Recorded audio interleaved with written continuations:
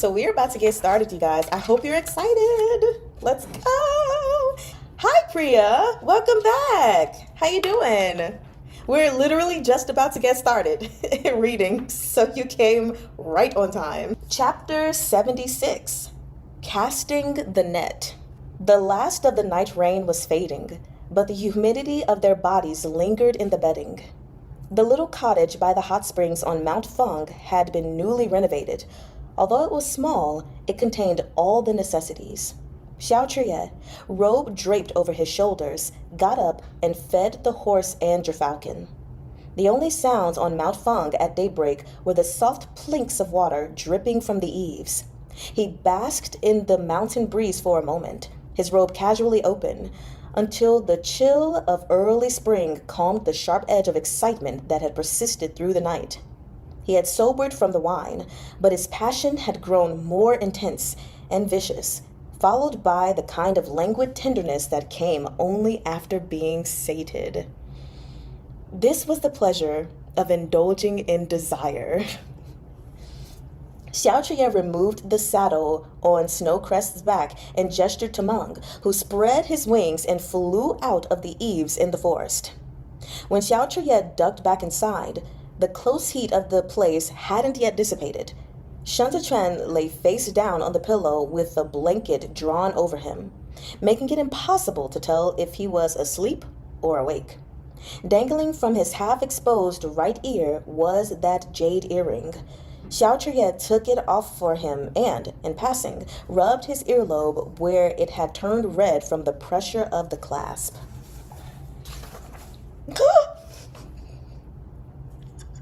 Oh, for anyone who has the book, you know why I just... Okay, y'all are finna see this picture. Look. Oh my gosh. That is beautiful. And look, even the horses in the background, I love how we have some of that negative shaping in there, and then some of them filled in with not color but color. I like the use of the negative in there, which in this moment I'm not sure if the negative would be the white or the black. But it's really nice. And then I'll zoom in to the two of them. Look at how content Xiao Chuye looks, and look at how comfortable Shen Zichuan looks. I know that we haven't even gotten to this yet. Apparently it's about to happen on the page I'm about to read. But oh my god. Come on. Who is this again? ST? Come on, ST.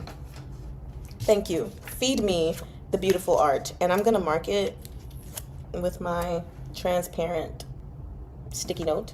You said it is a nice contrast, right? Mari-chan focusing on horses. Listen. Listen. Possible, but terrifying. So you know. This is the first time seeing the art of QJJ, and I'm loving it. They've already come so far. They have, and I'm here for it. I am so here for it.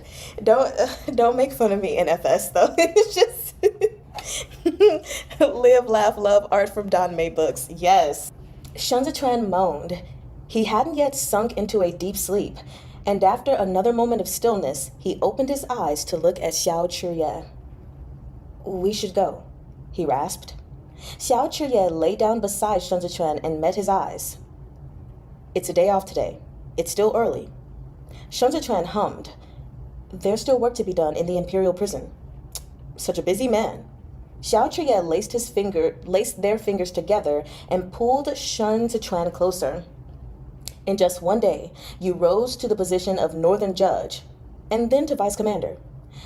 Those you'll be facing now are noble descendants with hereditary ranks. They won't be easy to manage. Someone is bound to try to trip you up with some underhanded trick. Of course, we know this, right? Serving at the Emperor's side is never easy, Shen Zichuan said. It was in this way Shen Zichuan lay. Now we see. Expression open, body soft and satiated. They locked eyes. Then, like the gentle breeze after a rainstorm, came their kiss, light and slow. They had earnestly bared their hearts to each other in this humble thatched cottage, as if in these few scant hours away from Chudu they could cast aside the strategy and prudence politics demanded and become no more than two young men. "This place is too small," Xiao Chiye whispered. "The view of the sky is blocked by vermilion walls, and the mountains and plains are hemmed in by cities. Snowcrest can't run to his heart's content. Someday, when we return to Libei, I'll take you riding through the Hongyan Mountains." Not this guy is already planning to take him home. Oh my gosh. When we return to Libei. I love this. Not when you come, not when I return to Libei and you come visit, but when we return to Libei. Shen Zitran rested his head against Xiao Chiye's chest. "Is the moon in Libei as round as the moon in Duanzhou?" Xiao Chiye answered only after a long pause. "I've already forgotten. Is the grass in Duanzhou as tall as the grass in Libei?" "I've already forgotten." They burst into laughter. How great. Dispelling that cloud of melancholy. Shen Zitran breathed in Xiao Chiye's scent as Xiao Chiye pressed his chin against the top of Shen Zitran's head. "Let's go together," Xiao Chiye said. "Home?" Xiao Chiye tightened his arms around Shen Zitran. "Home."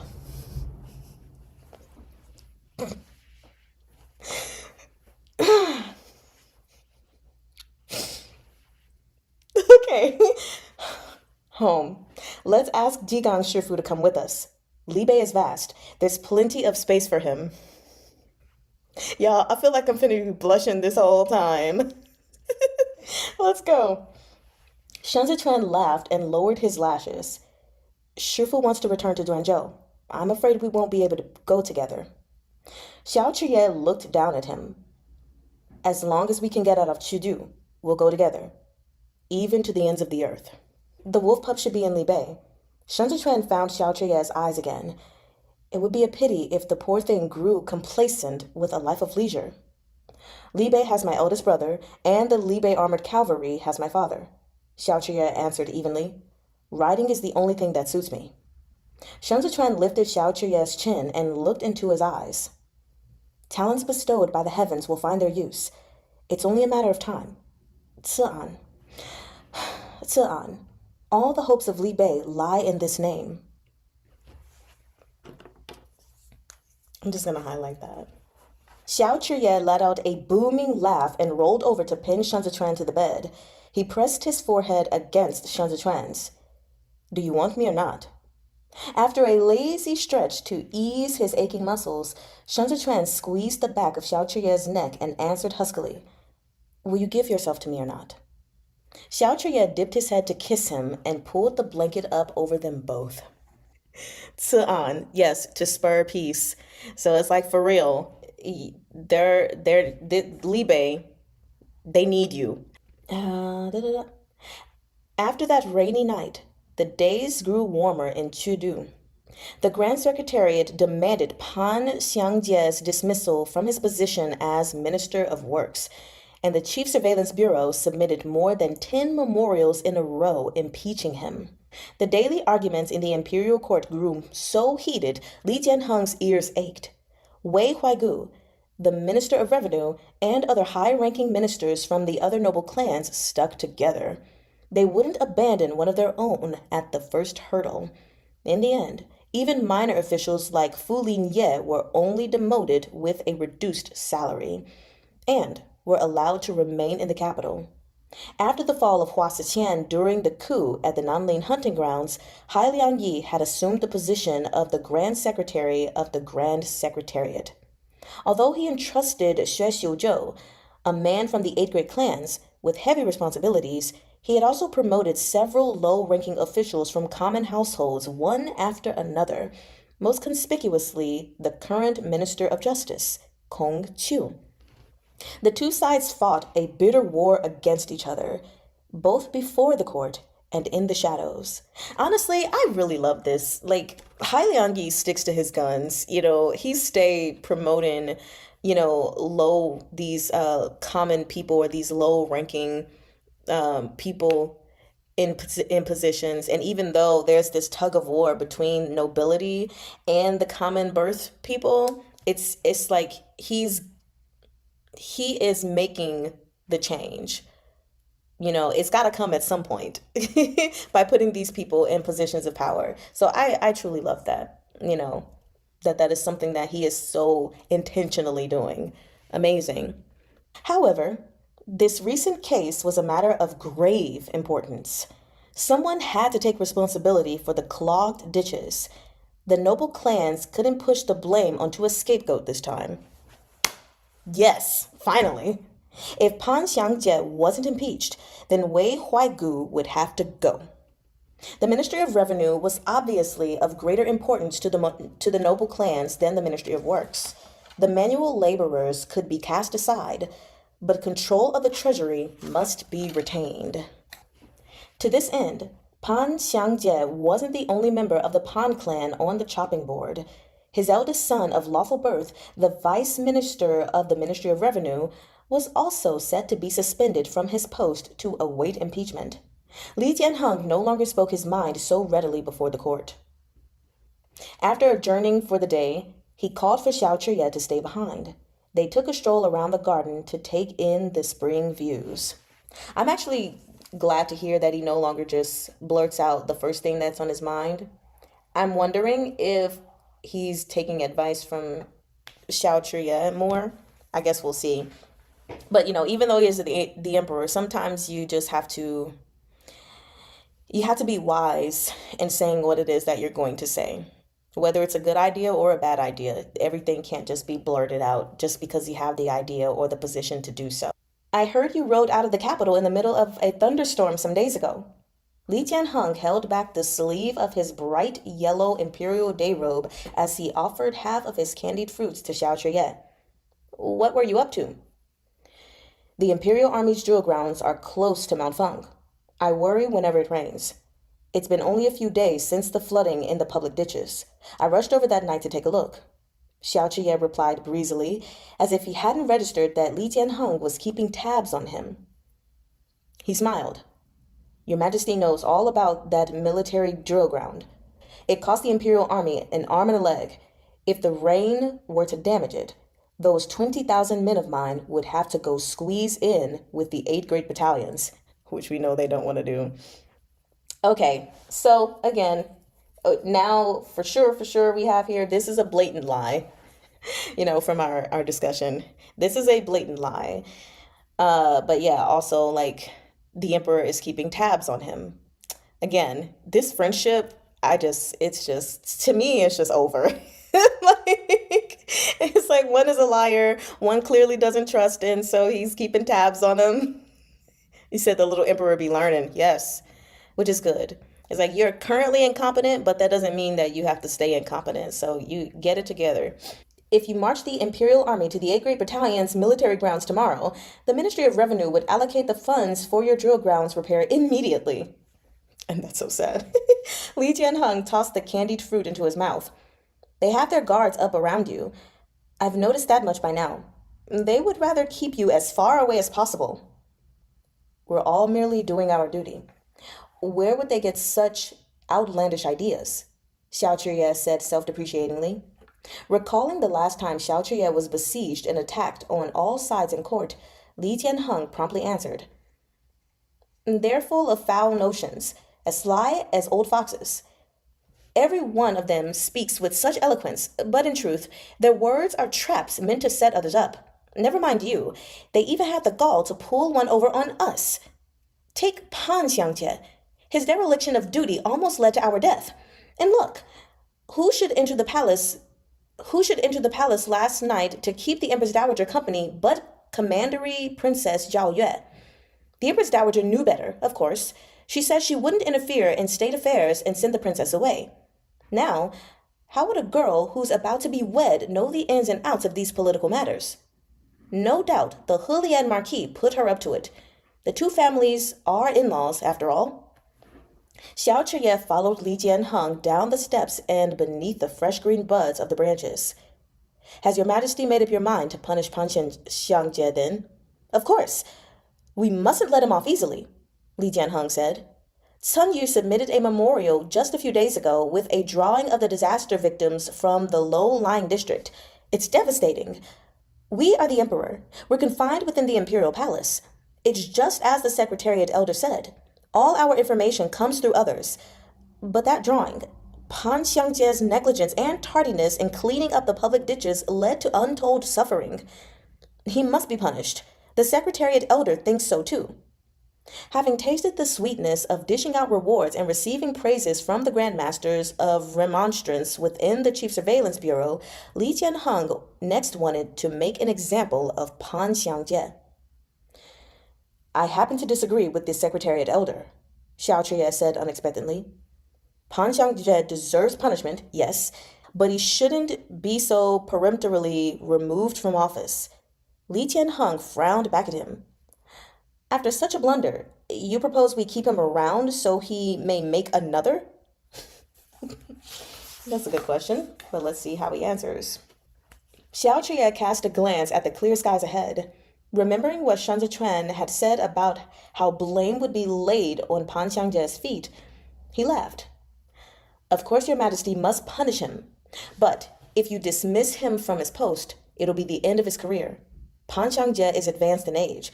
He's made some worthy contributions in his position as Minister of Works over the years. Your Majesty, the blockage of the public ditches caused sewage to flood the streets and destroy buildings, but the embankments of the Kailing River remained as solid and secure as an iron wall. In previous years, when other regions have flooded, very few dams and embankments have held up so well. The minister clearly put some effort into the construction and didn't cut corners. But his negligence of the public ditches is a fact as well. Why should we let him off easy just because of the Kailing River? Your Majesty, Xiao Chuye said. The court assembly this morning discussed the allocation of funds for the spring plowing. The Ministry of Revenue has been wrestling with the provinces over this. They've been at an impasse for half a month. If it drags on any longer, it'll be too late. What's that got to do with dismissing Pan Xiangjie? Li Jianheng was none too pleased. Even if we retain him, the Ministry of Revenue will not allocate the funds. Wei Huaigu's subordinates are all smooth-tongued. Not even the Secretariat Elder wastes his breath arguing with them. Only those from the Chief Surveillance Bureau can draw with them in a verbal match. All the capable officials within the Ministry of Revenue at the moment are Wei Huaigu's protégés. Where he leads, they follow. But Pan Lin, Pan Xiangjie's son, happens to hold the post of Vice Minister in the Ministry of Revenue. If your Majesty employs a light touch with Pan Xiangjie this time, their Pan clan will remember your Majesty's kindness. Their loyalty will be as assured as if Pan Xiangjie's son is your Majesty's own. When your Majesty deals with the Ministry of Revenue in the future, you'll have a man on the inside willing to speak up on your behalf. What's more, if Pan Xiangjie is dismissed and prosecuted, the Ministry of Works will have to nominate someone to take up his vacated post. His replacement might not necessarily be as loyal.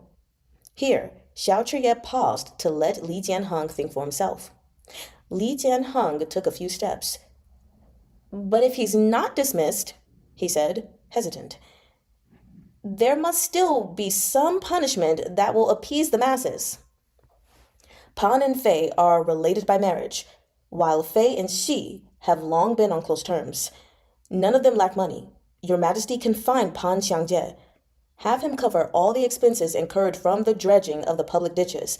Then hand him a more corporeal punishment of flogging. Flogging? Li Jianheng blurted. At his age, wouldn't that kill him? Lord. Xiao Chuye smiled. How shall he mend his ways and shed tears of gratitude if you don't give him a taste of his own mortality? Let the grandmasters of remonstrance give him a verbal lashing as well until they're satisfied. By the time your Majesty summons him again for an audience, he'll be grateful even if your Majesty instructs him to bark like a dog, let alone cover some civic expenses. Delighted, Li Jianheng circled back, as expected. You're always the resourceful one. So it was, as I said, he was seeking some kind of guidance from his friend. That's good though. Okay. Wei Huaigu himself ran the audit on the whole expenditure.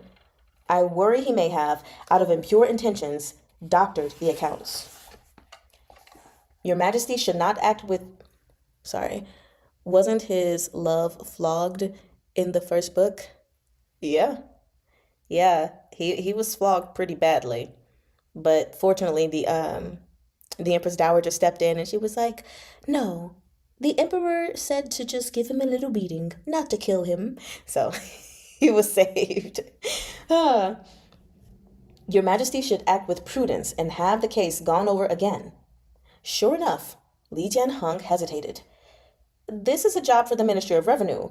Where do we find the man for the job? The other ministers can't interfere in this matter either. Then find someone in the Ministry of Revenue.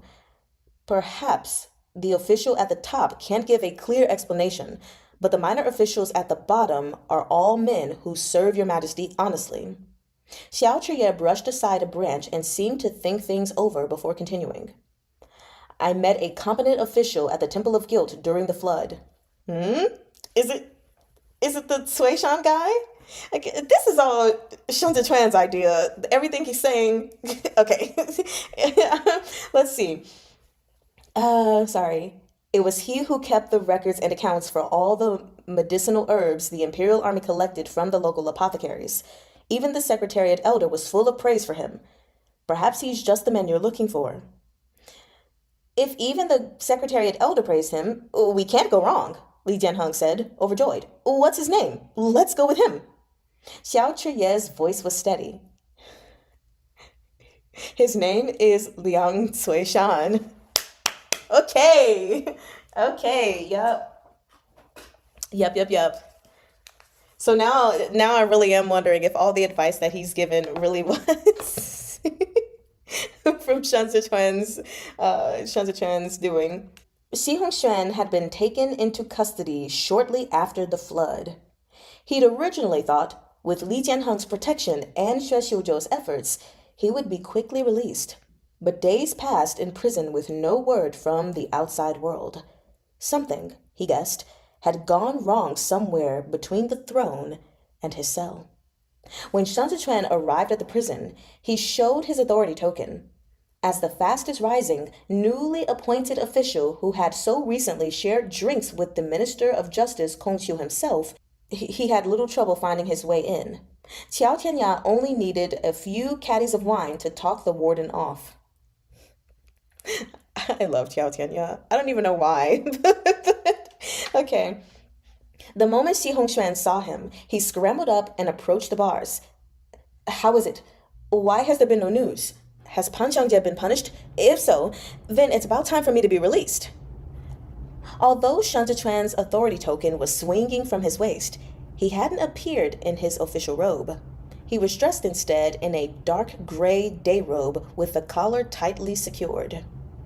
The dim light obscured his features as he entered, and against his dark clothes, his skin looked uncommonly pale, almost frosty. You're still waiting for Pan Xiangjie to be prosecuted? Shun Zhiquan asked. There's been no word of him these days. He's the head of the Ministry of Works. How could the court not punish him after the disaster with the public ditches? Even His Majesty couldn't justify it. Xi Hongxuan clenched his fists. What went wrong? Wei Huaigu, attempting to shirk responsibility and shift the blame, tried everything to drag Pan Xiangjie down. But, as you know, pushing too hard can backfire. Even rabbits will bite when backed into a corner, let alone the long-suffering Pan Xiangjie. The Pan clan has offered to cover all expenses related to this incident. The porridge stall over at the Temple of Guild has yet to be dismantled, and the womenfolk of the Pan clan have been going every day to hand out porridge to the disaster victims. They've made quite the show of humbling themselves, as if ready to accept any physical and verbal abuse. As they say, not for the sake of the monk, but for the Buddha. Even the Secretariat Elder has had to take this into account when considering Pan Xiangjie's punishment. This is all in the plan. Solemnly, Shen Zichuan continued. Meanwhile, the Ministry of Revenue's repeated delays in allocating funds for the ditch maintenance cannot be covered up. If Wei Huaigu was smart, he'd do everyone a favor and admit his mistakes. He'd endure his scolding and get it over with. Yet, he's too oblivious. The man doesn't know when to bend. Second young master, if Pan Xiangjie isn't dismissed and Wei Huaigu isn't punished, I'm afraid the only one left on the chopping block is you. Xi Hongxuan was silent a moment. Wei Huaigu is too money-minded. He's trying to paper over this matter because he's afraid once he admits any wrongdoing, the gap in the Ministry of Revenue's accounts will be exposed, and Hailiang Yi will gain leverage over him. Knowing him, if he can't shove Pan Xiangjie forward as a scapegoat, he'll make me fork over the money instead. No matter what, he won't let himself suffer. Fuck, that wily old fox. When the noble clans had ganged up on Xiao Chiye over the assassination incident, they had wanted a share in the 8 great battalions. But instead of knocking down Xiao Chiye, they were now fighting among themselves. Xi Hongxuan was indignant. He had already spent a hefty sum making amends for his brother, Xi Guan, after he fell from grace. Fortunately, he had the family salt mines, so silver was still flowing in, and the imperial court had no window into the Xi clan's private accounts. But if Wei Huaigu wanted money, that was a different matter. The 8 great clans knew their own. The Xi were a family of salt merchants who did business by sea and kept a large fleet of ships in the port of Yongquan. The other 7 clans knew this all too well. Money that wards off a calamity is money well spent, Shen Zichuan said earnestly, his face grave. With you behind bars, you'll need someone on the outside to handle this business for you. You're transferring money from private accounts at a great distance. If the Wei clan wants some 10,000 taels, transportation alone poses a significant risk. There must be someone you can trust to organize this on your behalf. This is of utmost urgency. You must see that it's done as quickly as possible. Ask Yanqing, Xi Hongxuan blurted, then hesitated. Although Xue Xiuzhou knows the ins and outs of the Xi clan, Xi Hongxuan didn't fully trust him not to get some other ideas in the process. The Xi clan's accumulated wealth was something previous generations had risked their lives to hoard, and they owned a string of connected shops and businesses in Juexi and Hezhou. If it was money Wei Huaigu wanted, Xi Hongxuan could afford the expense. But there was no one to whom he could entrust the task of transferring such a sum. Since Xi Guan's death, the few Xi clan concubines had been clicking away at their abacuses, making their own calculations about the Xi clan's fortune. If he wasn't careful, he'd meet his end at his family's hands before he died in prison. Lanzhou, Xi Hongxuan said abruptly, you've been promoted to vice commander of the Embroidered Uniform Guard, and you're managing the imperial prison. You have special rights to enter and exit Chudu on official business. This matter may be inappropriate for Yanqing. What with him now in the Court of Judicial Review? His position will make him too conspicuous. He's sure to draw scrutinizing eyes. How about you handle this matter for me instead? Shen Zichuan looked taken aback.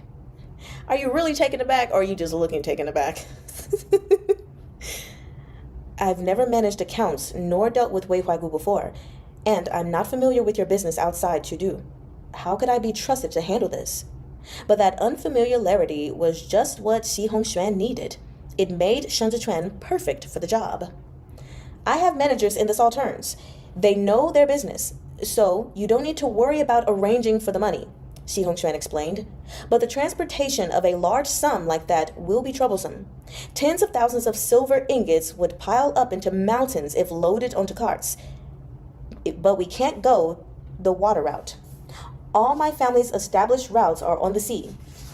As far as the inland waterways go, the Hua clan of Dicheng has the final say in the north, while the Yan clan of Hezhou calls the shots in the south.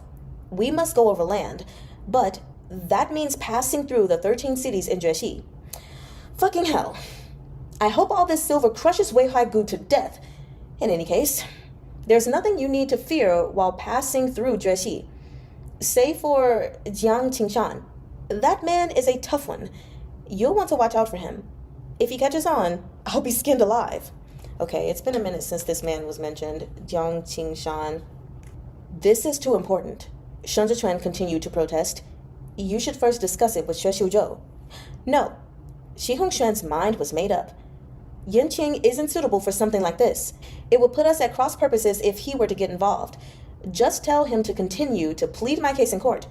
Perhaps His Majesty is hesitating over my case now, but when I get out of here, I'm going to serve him Wei Huaigu's head on a platter. He smiled at Shen Zhichuan. Don't panic, he added. I know you have no experience with business and trade. I left a bookkeeper in my Chudu residence. His name is Xi Dan, an old hand in my employ. Bring him here if you can. I'll give him all the necessary instructions. Shi Hongxuan was a shrewd man. He didn't dare put his trust in Shen Zhichuan just yet. Jilei's death was still stuck in his mind. Shi Hongxuan was determined to be different, so he had insisted on seeing his own man before withdrawing any money. The location of the Shi clan's keys was known only to Shi Hongxuan himself, and none of the Shi clan's vaults would open without them. Give me a few days, Shen Zhichuan said softly. I'll bring him right to you. And that's the end of the opening chapter. Really quickly, I'm trying to remember. I told myself to write it down, but I didn't because I'm a bad girl. And that's like the only thing I told myself, okay. And I should have, about this Jiang Qingshan person. So just really quickly, he is the provincial administration commissioner of Jueshi, and he had done some kind of business before. Was it with Xue Xiuzhou? I don't remember. The point is, he was a hard ass about it. Okay, that's all to remember, and he instilled fear into people's minds. I'm so sorry, I don't remember. I should have written him down. On to chapter 77. Dispute.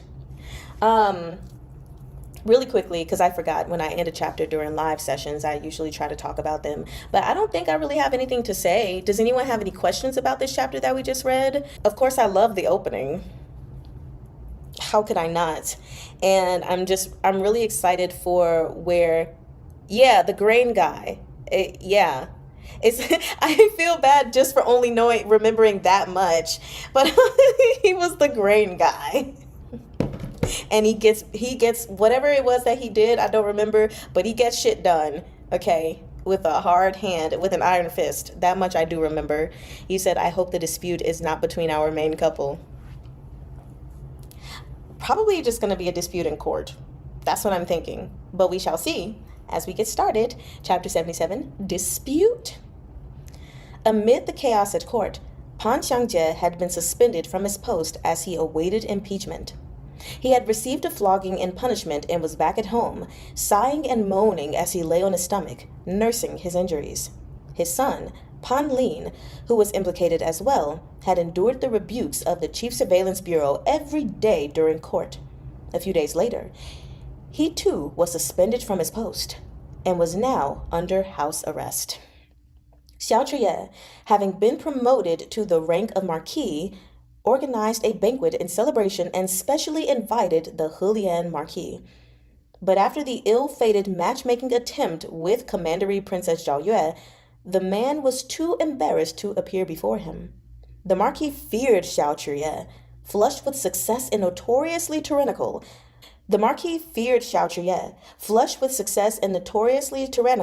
Would humiliate him before his other guests. After thinking it through, the Helian Marquis sent his son to attend on his behalf. You little punk. The young Marquis was called Fei Shi and was another well-known figure on Donglong Street. He had gone drinking with Xiao Chuye in the past, but none of the petty tyrants like himself were anywhere near as domineering as that little dictator from Libei. Fei Shi feared the Xiao clan. He no longer caroused with Xiao Chuye, and whenever he saw Xiao Chuye with Li Jianheng, he always gave them a wide berth. Faced with the prospect of attending Xiao Chuye's banquet, he first wilted by half, then changed course and headed to the pond manor to persuade Pan Lin to join him. Come with me. It's better than being bored. Feisher had scurried over with such haste he still gripped the hem of his robe in both hands. The banquet is right on the Kailing River. There will be loads of people there. Pan Lin's son was just a month old. He teased the baby with a handkerchief before saying, Not going. I've been in a foul mood these last few days. What fun is there in sitting at home and playing with the baby? Feisher squeezed in front of the hovering nanny. I can't skip it this time. My father made his instructions clear. Go have some fun and make friends with him. I heard he's friends with Sun Yu, the left censor-in-chief of the Chief Surveillance Bureau. Think, if Xiao R steps forward and intercedes on your behalf, you won't have to endure those rebukes anymore. Seriously? Pan Ling tossed the handkerchief aside. Cun Shunyi's been more brutal than anyone in reprimanding me. Xiao'er only advanced in rank this time because of his friendship with His Majesty. What's he going to say to Sun Yu? I'm not going. Do you think I want to embarrass myself? Look at yourself. You're such a stick in the mud. Feisher was racking his brain to coax him out of the door. Xiao Chuya is old friends with His Majesty. If he can put in a few good words for the Pan clan before the throne, would you be in such a sorry state? Come on, let's go. I've had a drink or two with him before. I'll introduce you. Unable to rebuff Feisher, Pan Lin found himself dragged out of the house and into the carriage, trundling toward the Kailing River. Xiao Chuye's banquet filled all the gaily painted pleasure boats on the Kailing River. Now that he was famous, the brothels and taverns along the riverbanks also benefited by association with a boost in business. Tonight, money flowed through hands like water. Xiao Chuye didn't even have to open his mouth. All around him, the crowd practically elbowed past each other to be the first to show him their generosity. You said Xiao Chuye, the influencer. For real though? Like, come on, sir. But in this world, there was no such thing as a free lunch. If Xiao Chuye accepted their money, he would owe them a favor. If not today, there would be plenty of pretexts for them to lean on him in the future. Xiao Chuye knew this all too well and didn't accept a single coin. Every copper for this grand occasion had been paid out of his own pocket. Just a really quick note, one of the things that I absolutely hate is this whole concept of if I give you something, then you absolutely have to do me a favor in the future. You know, I get that's common, and especially in these scenarios with nobility and people of high status, that's just the way things work. But I hate it so much. It's like, if you want to give something as a gift, then just give it. Don't give with the expectation to be given something in return. I hate it. Is he rich now? Wait, remember when he said something about his secret stash, and Shantatran was like, you have a secret stash? And he was like, a large one. Could have been talking about his nether regions, but he says the only way to make hierarchy work. It's stupid. It's so stupid. Oh my gosh. But yes, it really is the only way. And I hate it so much. He is poor. Yeah, I would imagine by now he's definitely poorer. Although he could still be rich, but poorer than he was before, because of course he's taking care of Tan Tai Hu's family and anybody else who may have been like Tan Tai Hu. I'm like, sir, then he's got some stuff to handle. Like, sir, you keep dishing out money, then you're not gonna have anything. Like, hold on. Chun Yang clicked away at the abacus in the back corner. The more he tallied, the slower he became. Oh God. Eventually, he tossed away the abacus and said to Ding Tao and Gu Jin, the palace has rewarded us with so many fields and mansions. Let's sort them out and find an auspicious day to sell the lot. Oh, cool. Xiao Chuye had just stepped out of his chamber. He cut an imposing figure, outfitted in a golden crown, brocade robe, and coal-black boots. But when he heard Chun Yang, his countenance shifted. He lifted a hand to the money pouch at his belt. Am I so poor? Maybe. Like, maybe you are. I don't know. That's super hilarious. Um, we have too many expenses at the start of spring. The country estates are largely self sufficient. We'll bring in some money, but most of the manors in Chudu sit empty. They were bestowed by the palace, so we can't rent them out. But we still have to arrange for their upkeep. Both the Prince's Manor and the Plum Blossom Manor are permanent residences, and we employ 300 or so people between them.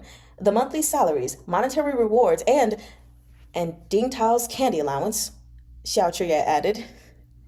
You eat an entire frontier reconnaissance squad's worth of rations each year. We've spoiled you rotten. Ding Tao didn't dare make a fuss. He merely snatched up his little notebook and mumbled. The princess consort gave special permission for it back then. You've grown up, Xiao Chuya said callously. You don't need so much candy anymore. It's bad for your teeth. I'll hold off on calculating tonight's expenses for now. Chen Yang gripped the table, feeling a little dizzy from the numbers. I'll finish tomorrow morning. Candy allowance. It's like, how expensive is this candy? A man's got to spend to get things done, Gu Jing said succinctly. Do the proper audit on the accounts for those country estates, ordered Xiao Chuya. I hardly go there, and Daka is too busy to manage them on his end. Leave those subordinates unchecked too long, and they may start to get ideas. He took a long stride out, then turned back. Calculate those expenses too. It won't be more than a couple thousand taels. There's someone managing the account. So I paused because there are dots in between it. There's someone managing this account. Gujin watched him stalk away. Who? Who in our household could be managing how our Argons spends his money? Chen Yang fetched the abacus back and flicked it in... I'm sorry, because I was still over my last part. Chen Yang fetched the abacus back and flicked at it intently before muttering something non-committal. Ding Tao rubbed one boot against the other and leaned forward to whisper, I know who it is. Me too, Ding Tao. I know who it is. It's bad for the teeth, though. Yes, it is. Right? Come on.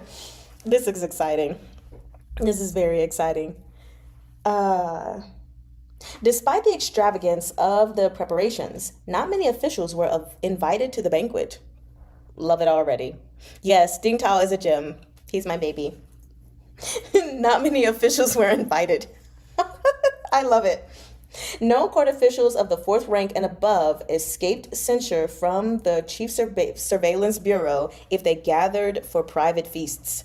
Xiao Chuye was also the supreme commander of the Imperial Army, so to avoid any appearance of favoritism, he couldn't invite the important military officials who worked with him.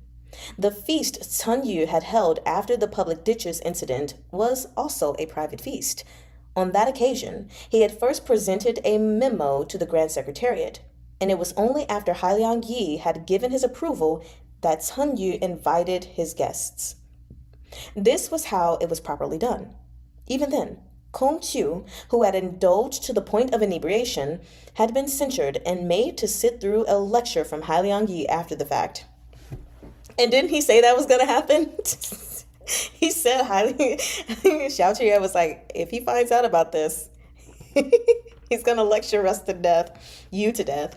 The censors of the Chief Surveillance Bureau, as their title implied, were the Grand Masters of Remonstrance. They could rebuke the emperor at the top and denounce the lower officials at the bottom. Hailiang Yi himself might receive censure for any negligence. During the public ditches incident, Hailiang Yi, who had held the posts of the Grand Secretariat's Deputy Grand Secretary and Grand Secretary in succession, would have borne the blame if disease had spread. Even the emperor was not beyond their reach. In the beginning, I feel like I'm reading the Bible. In the beginning. In the beginning, when Li Tianheng had just ascended, he'd found the dragon throne in Mingli Hall so hard his buttocks ached if he sat for too long. He had griped about it to his attendants. Only a few days later, he had received a diplomatic rebuke from the censors. To date, he had never dared to bring up the matter of patting the throne again. Wait up, come on. Whatever, we'll leave it alone. All of it for a party. Giggles. Right, all of this for a party, like gosh, but I get it. Xiao Chuye could invite authorities neither political nor military, but he could invite nobles, or more specifically, the distinguished nobles. As long as a person was of hereditary noble rank, he invited them all. Most of these rich young masters with titles but no real power had someone in their family to fund them. So they could all have the fun they wanted with perfect peace of mind. Fei Shi was a prime example of such a man.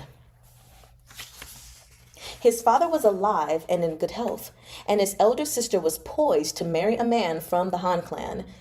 He didn't have to worry about trivialities like meals and clothing. He wasn't a good student either. He'd barely learned anything. His only vocation was loafing around.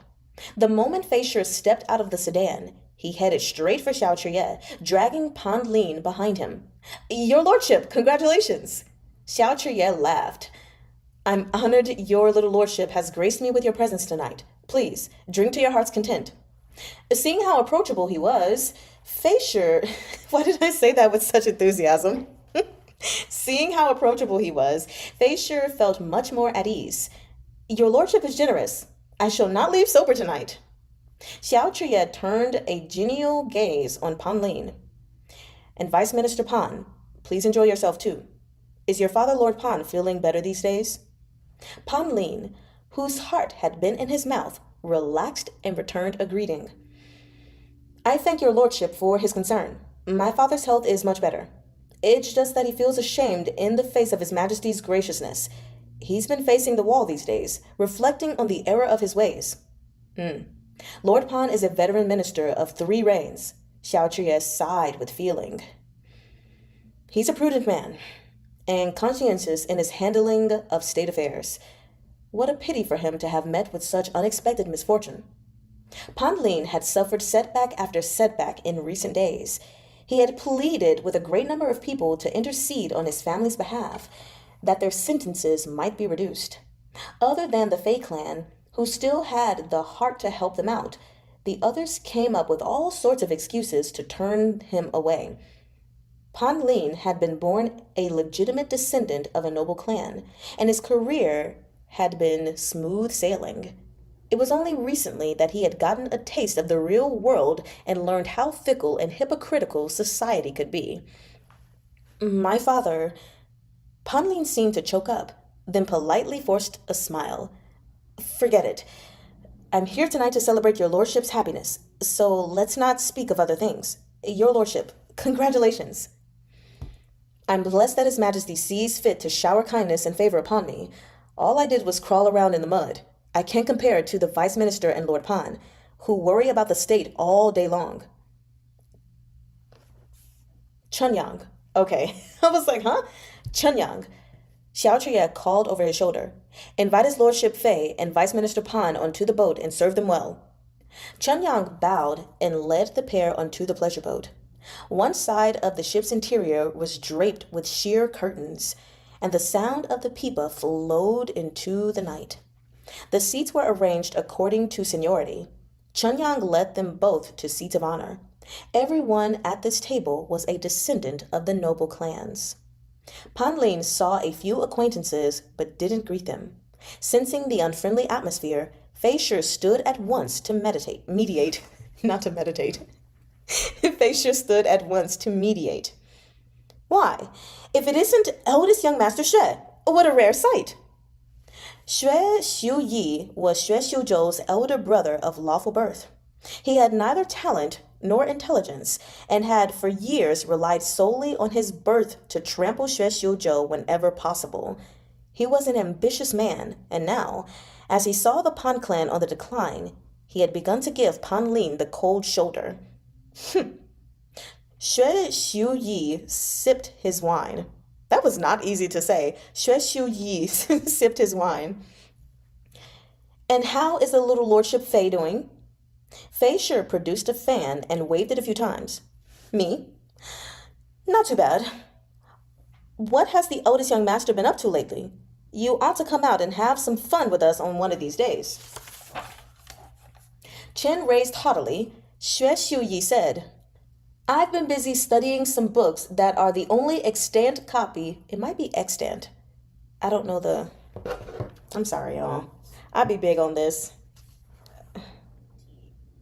Extant. Extant. I thought that my pronunciation was wrong. Extant.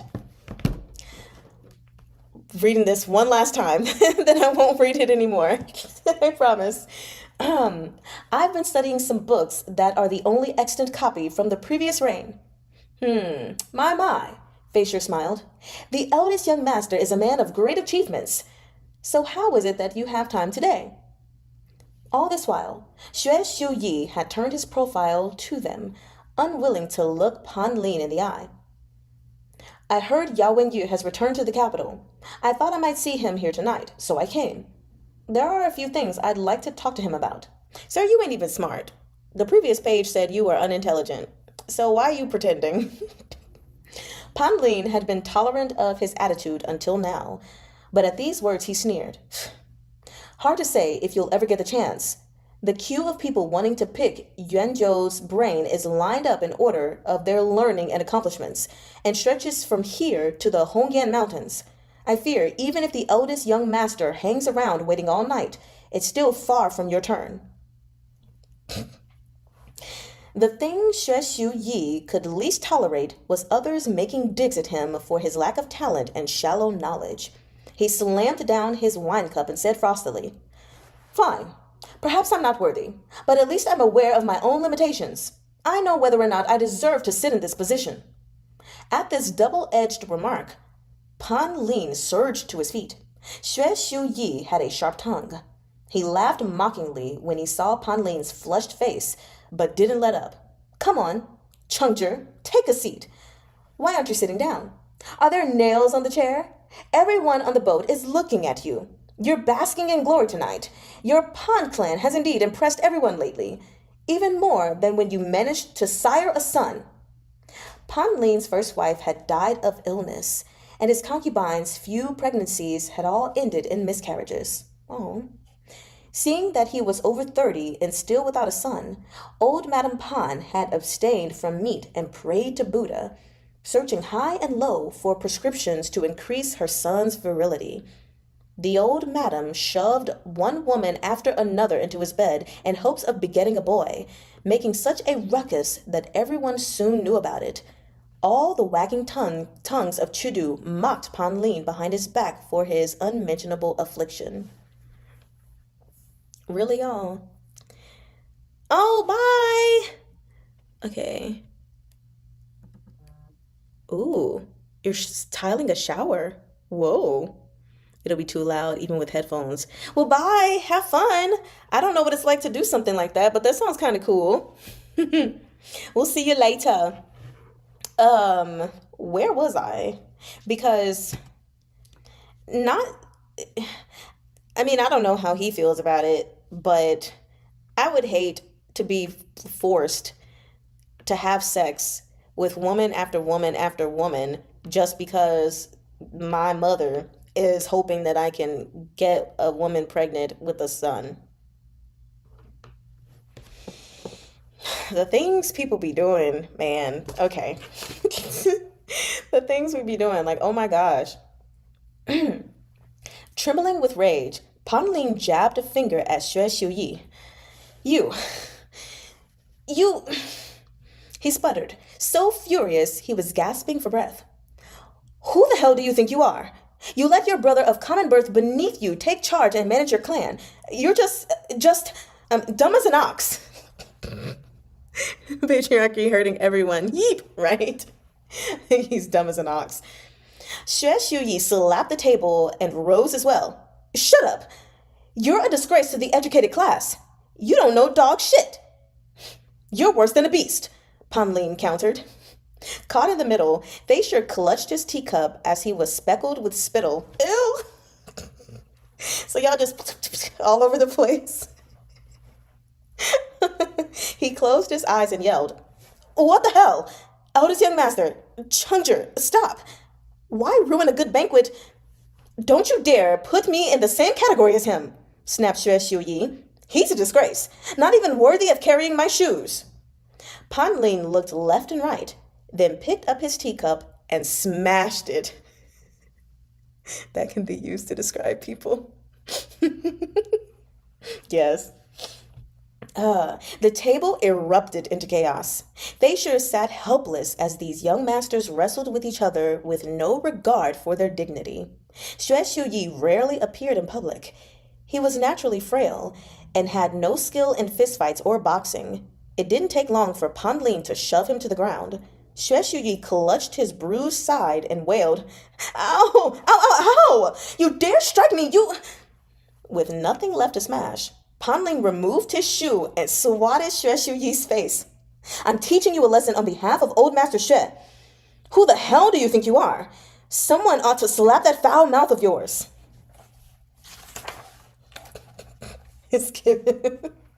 Voices rose around them. Dodging the shoe, Feisher cried, Stop! Stop fighting! Men! Men! Xiao Chige lifted the curtain, his expression grave. Chunyang led the guards to break the pair apart. Xue Xiuyi had been smacked so hard there were red shoe prints on his cheek. He covered his face and stretched out a leg, still trying to kick Pan Lin. Straining his neck forward, he spat hatefully. We aren't done yet. This isn't over. Pan Lin was a sorry sight as he came back to his senses. He had never intended to humiliate himself so in public. Avoiding all the eyes on him, he endured his misery and said resolutely, Even if I, Pan Chengzhi, should starve to death in the future, I'll never sit at the same table as you, Xue Xiuyi. Even if our Pan clan of Dancheng is on the verge of death, I'll never beg your Xue clan for help. He tossed the shoe to the floor.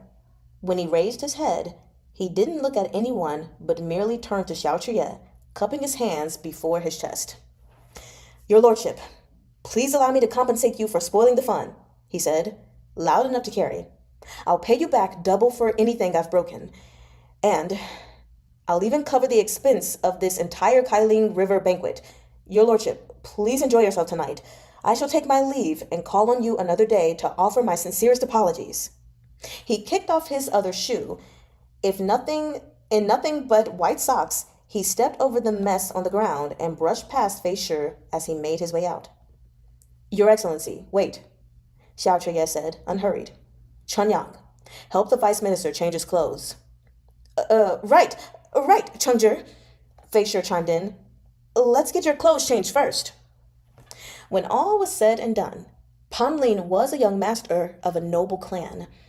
His words might be unyielding, but if he really were to step out into the streets in such a state, the humiliation would be too great.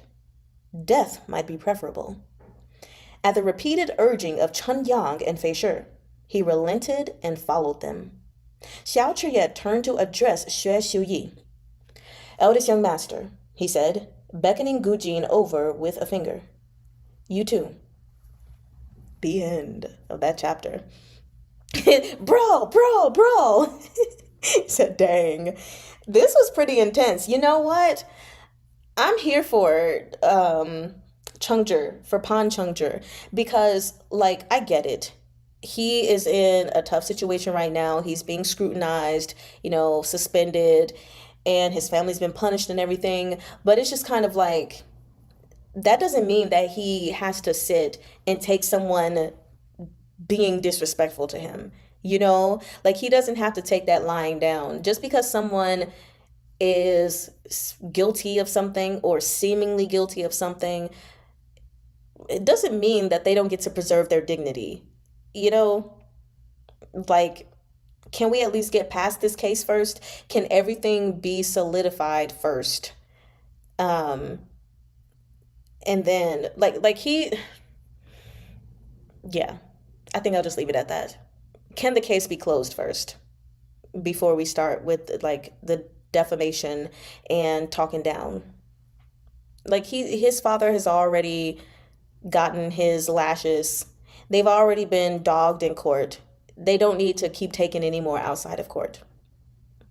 Like if you don't want to deal with him, Xuexiu Yi, then just don't talk to him. If that's really how you feel, but to take your time to talk down to him, it's like, okay, you can't be mad at him when he strikes back. Also, I'm a firm believer that if you don't know how to throw hands, don't start. Don't throw words. Because this is in court. In court, they wouldn't be fighting, right? If they were in Mingli Hall, they could talk all they want. But y'all are at a party. If you can't throw hands, don't talk. Because once fists start flying and you can't fight, which he couldn't, you're going to get your butt whooped. And that's exactly what happened. Yes, it was intense. You feel like fighting always happens at banquets. It really does. I'm glad for Xiao Chuye that he's going to pay for everything, though. Yeah, absolutely. He can keep that money now. Oh, gosh. So now we are moving on to the next chapter. Yeah, because I think that was really all I wanted to say about that chapter. Hold on. You wonder where his wife is and if I'm assuming you meant to put, will show up. I don't know. Oh, no, you're talking about Xiao Chuye then, where his wife is. I'm assuming. And, he shouldn't be showing up because it said he couldn't invite anyone of military or official rank above 4. He couldn't invite them for looking like favoritism. It said anyone he'd worked with. So even though people previously knew that he and Shen Zichuan were at odds with each other, they did work together. And according to, well, actually, I don't know how many people actually know what happened at the banquet as far as them burying the hatchet. But yeah, I think he couldn't invite him. But I could be wrong about that. Right? He's coming. He's coming. He's coming in this chapter. Maybe, hopefully. I miss Lonjo. I miss my baby. So we are starting chapter 78, individual servings. Who's getting served? Is this a good serving or a bad serving?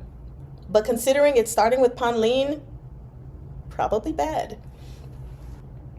Pan Lin was the picture of misery as he sat on the settee near the window in his fresh change of clothes.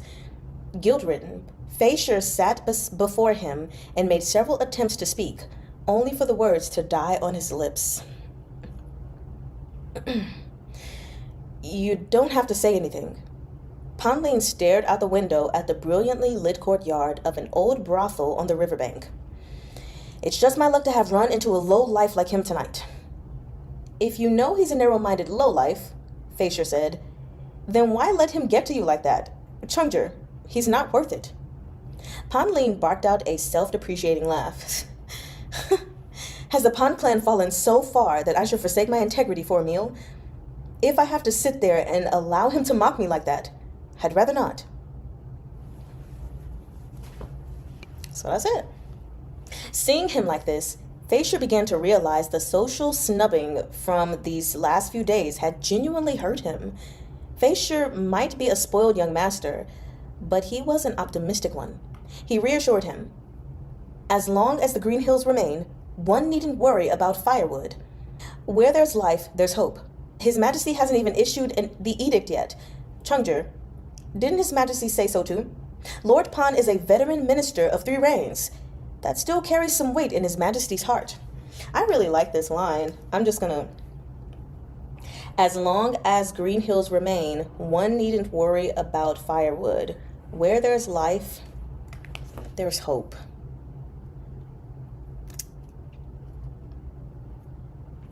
That's one saying that's often in Danmei. This is my very first time seeing this phrase. So now that you have said that to me, I'm just going to put a little note by it to see if I can go find it at a different time. Find this expression. Oh, okay. Continuing. Okay. At that moment, Gu Jing lifted the curtain, and Xiao Chuye bent his head to enter. Fei Shi and Pan Lin rose as one to bow. Xiao Chuye raised a hand. Gentlemen, no need to stand on ceremony. Lord Pan, please take a seat. Pan Lin sat and said solemnly, Not only have I spoiled your lordship's fun tonight, I've also held your lordship up from enjoying his own feast. I deserve a beating. Xiao Chuye didn't really mind, though he didn't rush to say so. Gu Jing served him tea. Right, why would he mind? From all the people he's invited, so? Okay. Xiao Chuye didn't really mind, though he didn't rush to say so. Gu Jing served him tea, and he sat and took a few sips before speaking. I've long heard of your excellency's talents, but never had the chance to strike up a conversation. It could be said fate and luck brought us together here tonight. On hearing this, Fei Shi smiled and threw Pan Lin a speaking glance. Pan Lin hurriedly got up and bowed. Xiao Chuye motioned for him to sit again. I was the one who dredged the public ditches, so I'm intimately acquainted with this matter. The public ditches on Donglong Street were old and haphazard to begin with. They were dug long before Lord Pan took up his post as Minister of Works. Frankly, there are too many aspects of this incident that don't make sense. The blame for the flooding shouldn't fall entirely on Lord Pan. Warmth surged in Pan Lin's heart. A few years ago, my father specifically asked someone to draw up a plan for improvements, but that was back when the Zhongbo troops had suffered their defeat and the state treasury was empty. The Ministry of Revenue refused to disperse the funds, so the plans had to be set aside. He heaved a sigh. Who could have known? To think there were such plans. Xiao Chuye covered the teacup with its lid, but Wei Huaigu didn't mention a word of this before the emperor. Aren't your families on good terms? At Pan Lin's silence, Fei Shi hastened to say, Your lordship, it's obvious why Wei Huaigu's going all out to curry favor. He wants to climb the ranks. He served so long, and he's finally qualified for a promotion just in time for the review this year. He's waiting for the review to be submitted so he can be promoted to deputy secretary. He plans to stand toe-to-toe with Secretariat Elder Hai on the imperial court in the future. No one expected the public ditches to clog so disastrously at this critical juncture. Of course, he wishes to disassociate himself with the issue. He's not willing to shoulder the responsibility in the slightest. This man trying to stand toe-to-toe with Hai Liang Yi? I deliberately took a loud sip because what are we doing here? Is that so? Xiao Chuye's face showed mild surprise. I've noticed the accounts of the Ministry of Revenue seem to have been in good order the past few years. I really thought Wei Huaigu deserved a promotion. To think he'd turn out to be such a vile person who so shamelessly seeks personal gain. Lord Pan's situation is truly unfortunate. Fei Shi couldn't miss the note of regret in his words. He plucked up his courage and said, Everyone's been tight-lipped lately, your lordship. Chengzhi and I asked a number of people, but no one will say what punishment His Majesty has agreed upon for Lord Pan with the Ministry of Justice. If His Excellency were to be sentenced, would he be assigned out of Chudu? Heart racing, Pan Lin looked at Xiao Chuye. Xiao Chuye gave his thumb ring a few turns. Only when he had them on the edges of their seats did he speak. It's hard to say. His Majesty seems to be hesitating. As long as the imperial edict hasn't been issued, Fei Shi said, there's still a chance to turn things around. Your lordship is now a true official of the Son of Heaven's inner circle. I hope your lordship can put in a few good words with His Majesty regarding this issue. I won't put in a good word for Lord Pan. Seeing their faces fall, Xiao Chuye continued smoothly. I'll only speak the truth. His Majesty is a talented minister and has made great His Excellency. His Excellency is a talented minister and has made great contributions to the state. Even if he's committed a minor blunder, it doesn't merit execution or banishment. I'll speak to His Majesty again tomorrow. If all goes well, the pardon will arrive at your residence within the week. The rims of Pan Lin's eyes were red with emotion when he stood. He didn't dare overstep and touch Xiao Cherier, so he grasped his own sleeves and dropped to his knees as though transplanting rice seedlings. Many thanks to your lordship for saving our lives. Gujin, quickly, help the vice minister up, Xiao Cherier said with a smile. I'm only doing what's right. There's no need for your excellency to take it too much to heart. When you return today, tell Lord Pan to rest well. He's still needed for plenty of state and governmental affairs in the future. Fei Shi, who was frank by nature, said, If there's anything we can do for your lordship in the future, just say the word. Chengzhi, let's go. We must head back and tell His Excellency the good news. Pan Lin thanked Xiao Cherier again and said sincerely, Please let me know if I can be of assistance to your lordship in the future. Libei is too far. I'm afraid I won't be of much assistance to you there. But as long as it's in Chudu, your lordship only needs speak and I, Pan Chengzhi, will do my utmost. Please. We're all friends here, Xiao Cherier said. You mentioned earlier that Lord Pan had found someone to draw up plans for the public ditches a few years ago. It just so happens that I've been worrying about those repairs myself. Could I trouble you to ask Lord Pan if he could lend me the plans for a look? There's no need to ask. I'll send someone to deliver them to your lordship's manor the moment I return home, Pan Lin said. Xiao Cherier offered a few more comforting words, then watched as Gu Jin saw them off the boat. He listened to the music of reed pipes for a moment before turning back to Ding Tao. Tell the cook to go ahead and dish up whatever you like. Once you've eaten, prepare some sweet and spicy dishes. Then, get the cook to grill some fish and deliver it to Shangongzi. Do it quietly. My brain already told me that he was getting some food for him. Okay, so for sure we know, yeah, he's not coming. So he can't come. But anyway, so apparently he likes sweet and spicy. He likes some fish and sweet and spicy dishes. A man after my own heart. I love sweet and spicy. Perfect combination. Always and forever. Ding Tao ran off, notebook bouncing in his little bag. Chun Yang stepped up to Xiao Chiyeh's shoulder and murmured, Master, Xue Xiu Yi won't stay put for long. He's still waiting to see Yao Wen Yu. Are you going over? Yes. Of course we are. Xiao Chiyeh looked back with eyes like chips of ice. Xue Xiuzhou used the Quancheng silk to plant a trap for me. I owe him one. Tell the attendants to open a few more jars of good wine. Xue Xiuyi is of great use to us. The imperial prison under the charge of Kong Qiu was strictly monitored. No information made its way to Xi Hongxuan, and he couldn't get a word out. He had been neatly cut off from the world, and the longer he waited, the more anxious he became. And we love that, right? Because the more anxious he becomes, the more desperate he'll be, the more mistakes he'll make, but we need him to be desperate. I don't know what's going to happen, but I am still thinking about our beloved Jigong and Qi Huilian. Like, is this a moment where Shen Zichuan could possibly get them back some way, somehow, from this whole thing?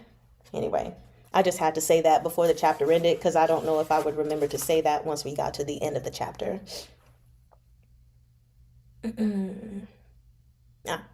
One night, he woke and found himself in isolation.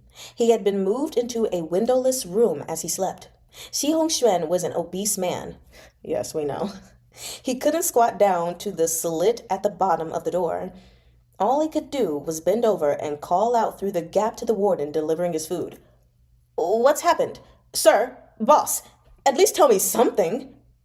That warden paid him no mind as he shoved rancid rice and leftover soup through the flap and left. Hey, buddy, please, hang on. Shi Hongxuan raised his voice. I still have some silver in my pocket. You've been working so hard these past few days. Why not take it to buy some wine? Consider it a show of my respect for you. The warden turned back and spat at him. Snubbed, Shi Hongxuan sagged back on the straw mat in a daze, leaving his meal untouched. He had barely slept in these days of waiting. He turned his circumstances over and over in his mind, but he didn't know where he had gone wrong. As time stretched in the darkness, so too did his uncertainty. This kind of powerlessness was simply too much to bear. This room was damp, with no ducts to admit air and no windows to admit light. As someone who disdained sleeping on even bambooed mats for the way they pinched his skin, his current predicament was pure torture. Moreover, rashes had broken out on his back, but he couldn't reach to scratch them. It seemed like years later when Shi Hongxuan heard movement at the at the entrance. Not years later.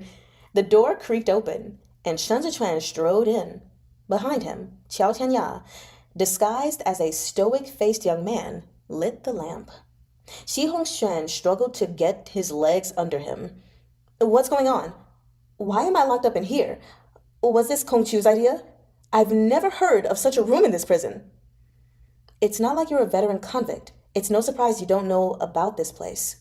Shen Zichuan pulled off his cloak and handed it back to Qiao Tianya. Come, the food here isn't fit for human consumption. I've had some dishes specially prepared.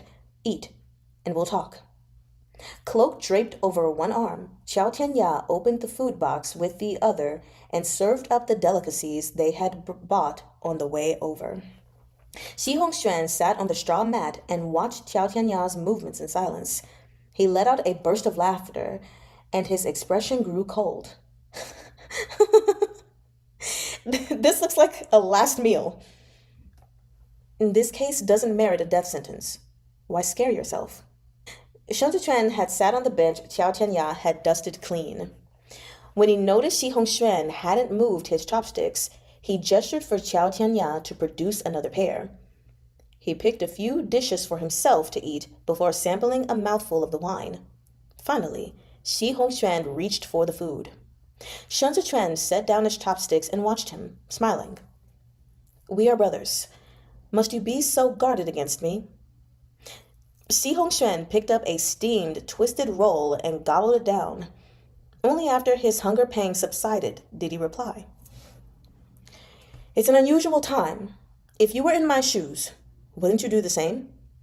How did it go with the business we spoke of before? Have you seen Xidan? Finishing the wine in his cup, Shen Zichuan nodded to Qiao Tianya and opened the door and led in another man.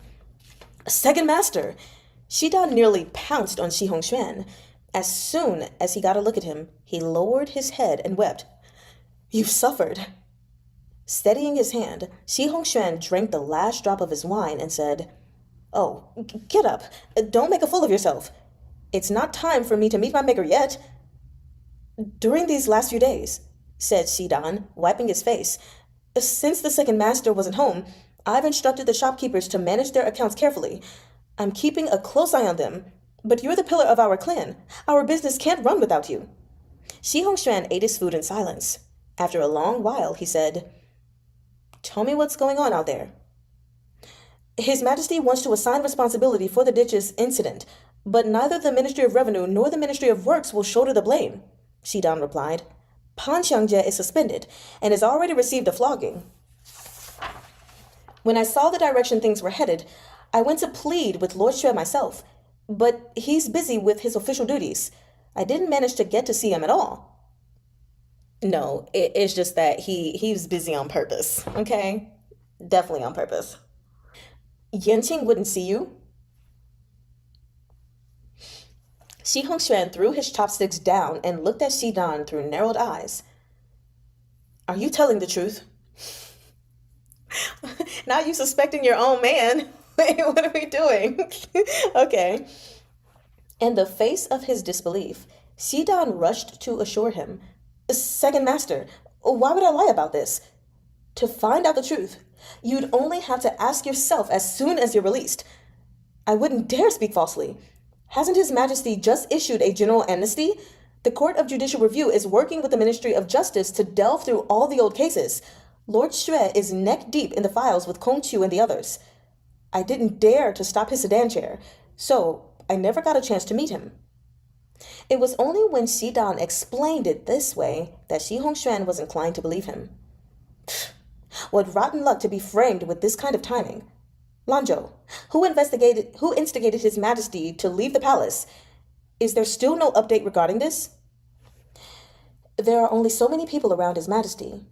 We need only to go down the list, Shen Zhichuan said. But it's obvious His Majesty is reluctant to assign any His Majesty is reluctant to allow any investigation.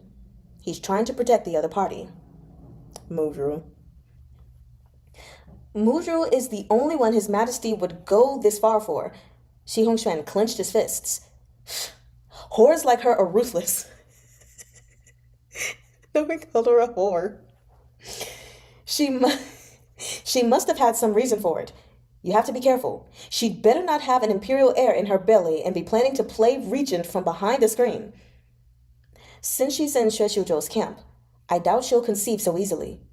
After a moment, Shen Zhichuan reminded him, your transfer to the Bureau of Evaluations was Xue Xiuzhou's idea as well. If it's indeed the case that Muzhu means you harm, what is Xue Xiuzhou thinking? I don't get it. On the day Shi Hongxuan abducted Qi Huilian, Shen Zhichuan had likewise mentioned that it was Xue Xiuzhou's idea for him to enter the Bureau of Evaluations. Half a month later, the implication of his words had taken on a different undertone. Shi Hongxuan pondered a while. Let's see these matters aside for now. Lanzhou, our first priority is to get me out of here. What did Wei Huaigu say? How much does he want? Whatever it is, I'll give it to him. Shen Zhichuan held up 4 fingers. 400,000? Shen Zhichuan didn't move. 4 million? Holy shit. Okay. That's okay. Bracing himself on the table, Shi Hongxuan rose to his feet. The dishes and bowls slid and clattered. Shi Hongxuan's expression was ghastly under the lamplight. He flung the wine cup down and seethed. Good one. Wei Huaigu. Well played, Wei clan. So, 4 million. He began to laugh grimly. This is the total military expenditure of Great Zhou. It's almost as much as the cost of rebuilding Zhongbo. That's so much money. Fuck. How does he think he's going to move a mountain of silver? Transporting it from the west, even in batches, will take half a year, and it'll cost extra to convince people at each of the passes and checkpoints when the money is crossing territory borders. Even if the silver actually gets to Chengdu, where will he store it? There's simply no way to hide this much money. Shen Zhichuan shrugged. He shrugged. I don't know why that's so funny to me. Like, oh, poor you.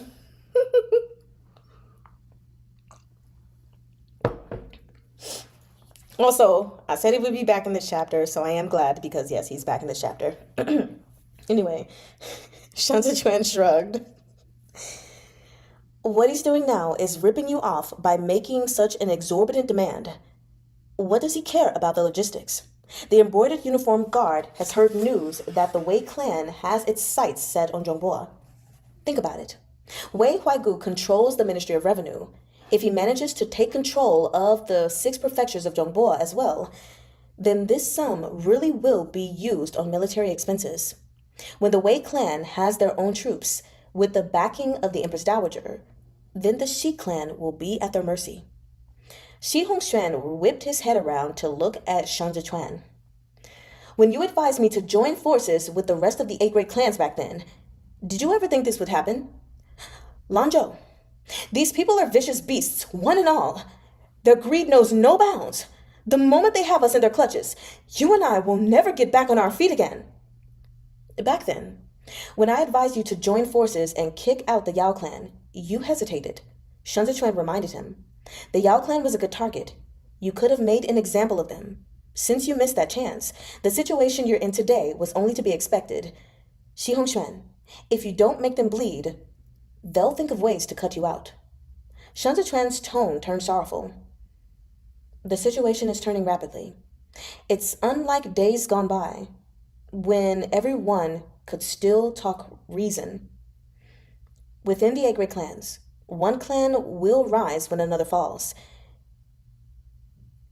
It's a wearing down from within. You should have already swallowed up the others and declared yourself the victor. Really quickly, I love how he's like, the situation you're in is kind of your fault. I told you what to do, but you hesitated. He's acting like this isn't a lot. Poker face. Shen Zichuan just... That's rough, buddy. That's Shen for us. Shi Hongxuan's breathing quickened. He did regret his past inaction. Yep, regret that past inaction. He did regret his past inaction. His palms were drenched in sweat as he faced the flickering candlelight. Lanzhou, when I get out of here, I swear I'll heed your advice in all future plans. But it's already come to this. We have to think of a way to get 4 million first. Yes, you do. 4 million is too much, Shen Zichuan said. There's simply no way for that much money to pass through Jueshi without drawing Jiang Qingxiang's eyes. Wait a little longer. I will negotiate with Wei Huaigu.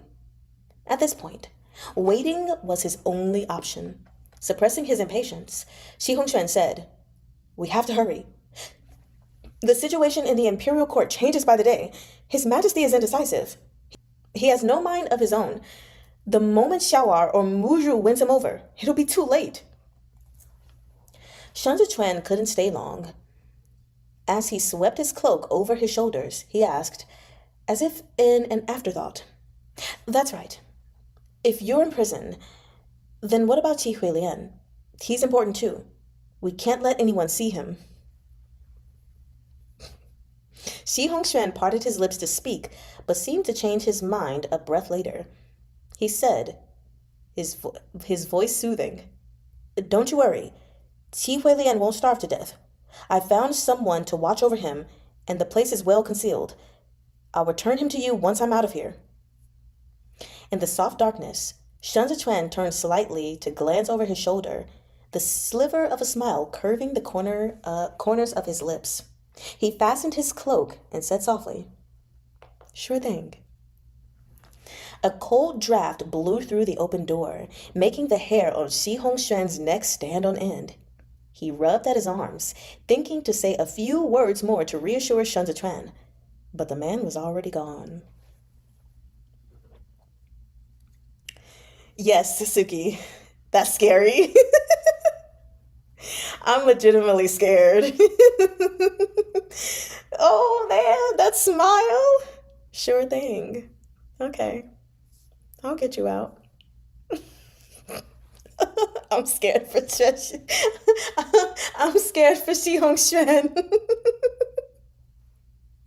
Man, you should have told him. Not you desperately relying on this man, but won't give him Qi Huilian. And I just rhymed. And I get it. Like, if you give him Qi Huilian, there's the potential for him not to help you. But if you don't give him Qi Huilian, there's the potential for him not to help you. The only difference between those sentences I just said is one word. And that's don't.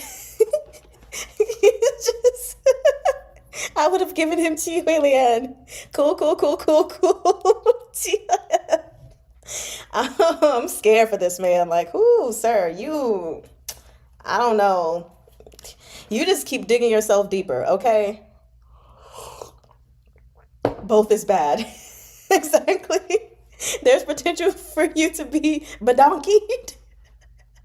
So, Wei Huaigu is definitely really trying to bring Shi Hongxuan down. Honestly, I don't even know how things are going to turn out. One thing that I do know Well, I don't know. But my guess is that either Shen Zichuan will find a way, to work things out to get him out so that he can get Qi Huilian back, or Xi Hongxuan is going to get so desperate, maybe he will be put into Lulu or something, depending on what happens, that Qi Huilian's position is given away so that Shen Sichuan can go save him. My also thing is, he'll get, like we know that he's going to, Shen Sichuan, regardless, is getting his revenge. That we do know on Xi Hongxuan. When that revenge comes, I don't know. But it's coming. Even if Xi Hongxuan gets out and he gets Qi Huilian back, you've already offended the wolf. So, like, you catching the claws and the teeth. You just are. I'm going to guess he will die in the future. That is my guess as well. I'm like, this man is a goner. You really set yourself up for failure the moment you took Qi Huilian. And you're still setting yourself up for failure. Chapter 79. Clues. I love this word. A cacophony of human voices drifted over the Kailing River. The word I love is cacophony, not just to be clear. Xue Xiuyi sat cross-legged on the settee, cracking peanut shells and drinking wine. When Xiao Chiye entered, he hurried to brush his robe clean and stood to pay his respects. Xiao Chiye sank into the chair across from Xue Xiuyi as Chen Yang stepped forward to pour wine for them both. Xue Xiuyi kept his fingers pressed to his sides, nervously wiping his hands on his robe. That's enough. That's quite enough. Thank you, your lordship. Too much wine is bad for your health. Cup in hand, Xiao Chiye smiled. The eldest young master is conscientious. You must be diligent about your health at home.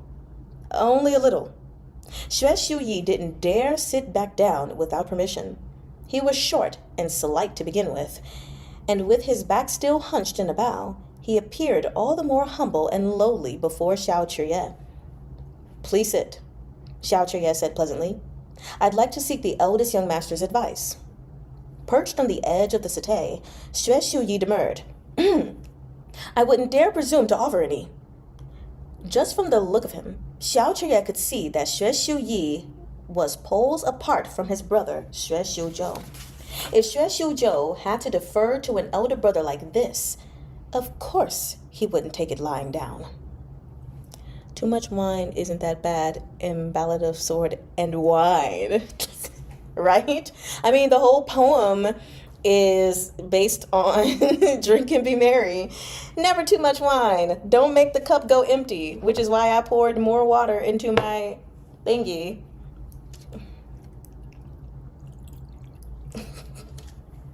It's not wine, but I abstain from wine. I used to drink it, not a lot, but ever since everything last year, I had to abstain. So, it's been some time since I last saw Lord Yanqing. Xiao Chiye paused to drink his wine. I hear he's been busy investigating cases with Minister Kong. I imagine it's been hard on him. He's only basking in glory now because the Secretariat Elder promoted him. Xue Xiuyi had long disliked Xue Xiuzhou. He had made things as difficult as possible for this common-born brother of his, but regrettably, striking Xue Xiuzhou had always been like striking cotton, absorbing any damage and bringing all Xue Xiuyi's efforts to naught. He's the eldest young master's younger brother of common birth. According to custom, the one leading the way in joining the ranks of court officials should be the eldest young master. It seems to be the other way around in your household. Xue Xiuyi had accepted the wine Chen Yang poured, not daring to refuse it. After a few cups, his sense of propriety began to slip. He could feel the earth spinning under his feet. He gripped his cup harder and snorted. Well, he's just that capable, no? Your lordship wouldn't know, but ever since he was a child, he's always been the type to ingratiate himself with those in power. He's always been a shrewd one. There was heavy snow the year he was born. Alongside our generation name, Xiu, He was supposed to be named Gui, promising a life of wealth and prestige. Xiu Gui. Interesting. Lost my place. Oh. But a Taoist priest predicted he would meet a prestigious benefactor in his lifetime, and his name would hinder that destiny. Prestigious benefactor to inhibit that destiny. I wonder who that would be. His birth mother was a resourceful woman who fawned upon the old master of our clan in every way. She pleaded for him to be named Zhuo. Excellent. Instead, to signify the... Wait a minute. Have I been saying his name wrong this whole time and didn't even realize it?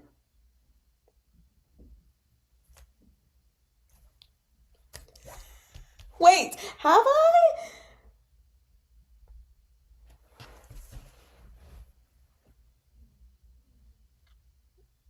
Y'all.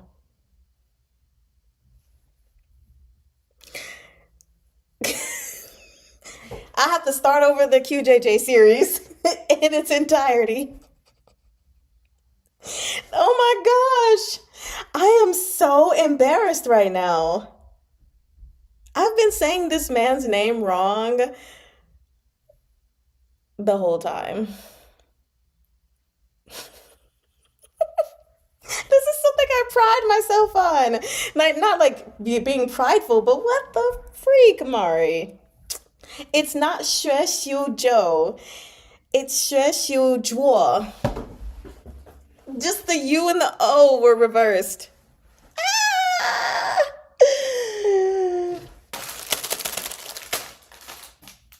I have the perfect thing for this moment. I'm gonna go get it.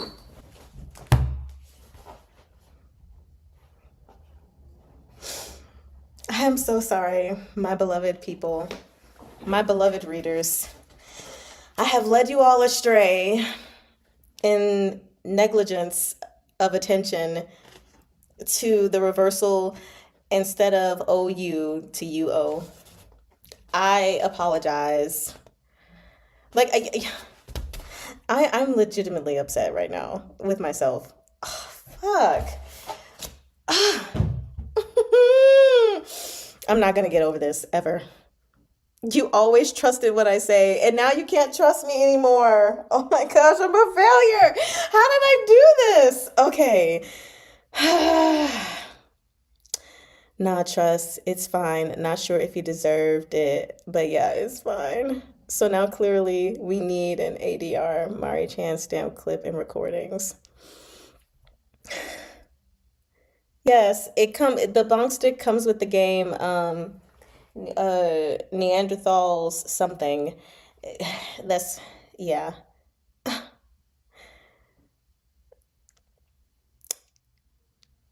This is just like this is gonna affect me for a while, y'all. Like I don't even want to read this chapter anymore. I'm so upset. Let's do this. And now I know from here on out.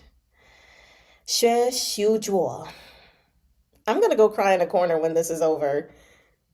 Like for real. Because I'm so upset. Oh. No, don't be upset. I don't even remember this man. I'm gonna be upset because y'all rely, like so many people rely on me to give the pronunciation of names because so many people, don't speak Mandarin. And here it is. I'm upset. All right. Anyway, let's continue. She pleaded for him to be named Zhuo. Excellent. Instead, to signify the cultivation of virtues and outstanding capabilities, with the courtesy name Yanqing, suggesting fairness and purity. He sure lives a charmed life. Xue Shuyi's eyes dimmed as he spoke. By the end, his expression was grim. Eldest young master, why contend with him? Xiao Chuye said kindly. You're the lawful heir of the Xue clan. You're far more esteemed. His words had struck a nerve. Xue Xiuyi set down his cup and heaved a long sigh. I needed that for myself too. Your lordship. This deepened his cups. Xue Xiuyi grew bolder. You're the second lawful son of the Prince of Libe, with no son of common birth to pose a threat to you. You don't know what it's like. People like us fear having a capable younger brother like him back home. He's of lowly birth, yet he's somehow a notch above me. Whether it's at home or outside it, who doesn't praise him to the skies? How can I hold my head up like this? Look at the 8 great clans. Which of them has a son of common birth at the helm? How is it only the Xue clans that's produced a Xue Xiu Zhuo?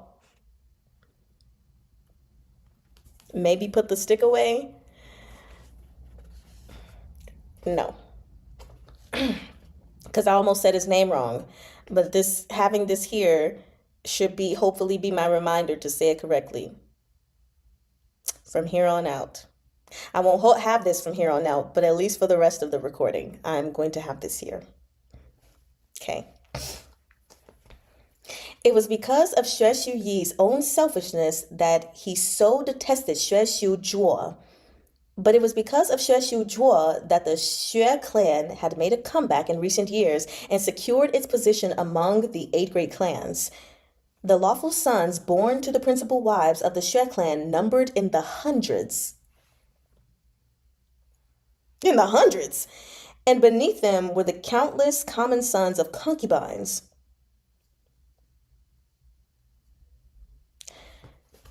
Are we exaggerating here, or is this like legit in the hundreds? How you popping out this many kids? How you having that much sex? Are they having twins and triplets? None of he playing therapist? Nah, he playing strategy. But yes, he's playing therapist. All expenses for momentous family occasions, marriages and funerals, monthly salaries and monetary rewards, expenses for living in separate manners, as well as taxes and sundries for the country estates, flowed from the Xue clan's coffers. Points at some cults in America. Initially, old Master Xue had planned to prop Xue Xiuyi up and let this eldest son of lawful birth take charge of managing family affairs. But Xue Xiuyi was either too engrossed in cultivating the mystical path to immortality or busy lavishing money on undeserving impostors and swindlers. It was precisely as the Empress Dowager had once said. The current generation of the Xue clan was a worthless lot. Other than the common-born Xue Xiu Zhuo, no one else was worthy of notice.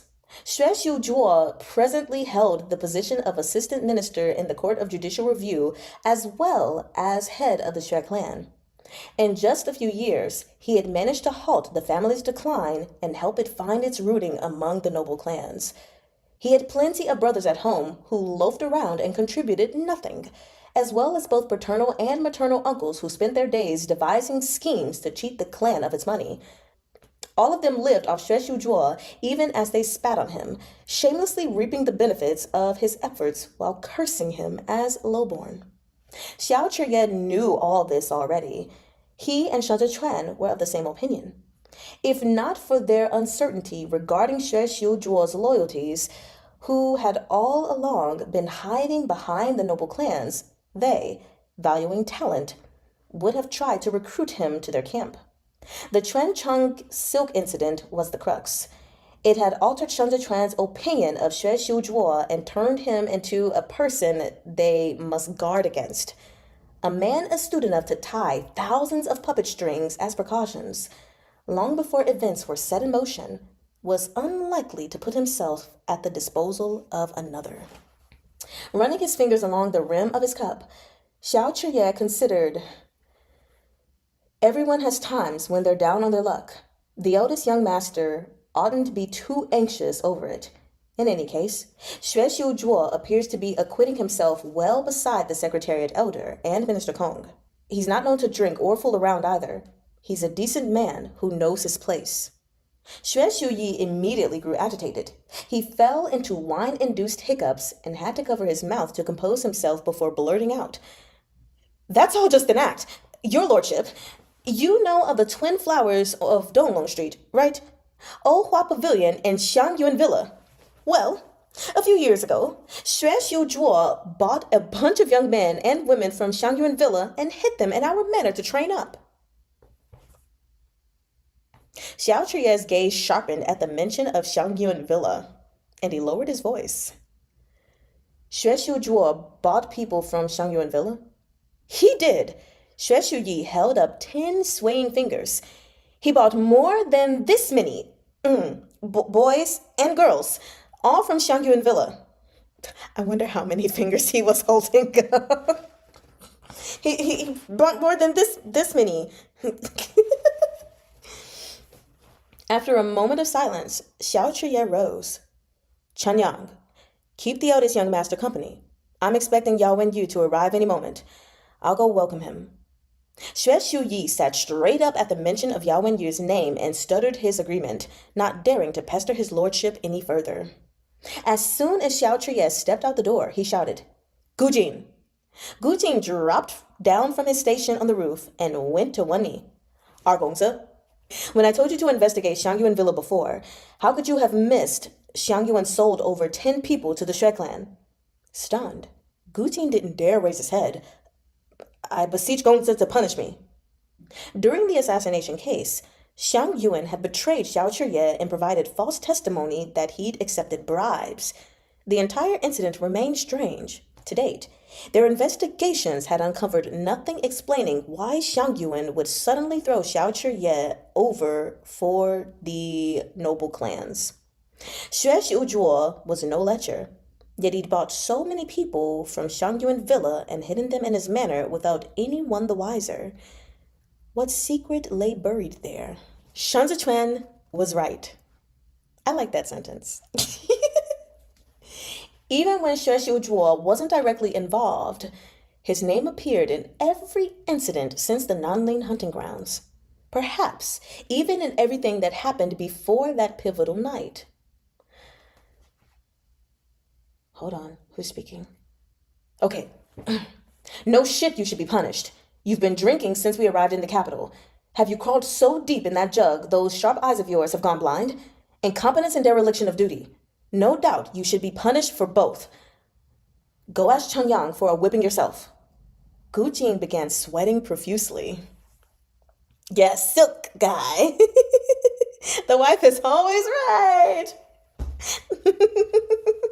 I feel like that should be the title.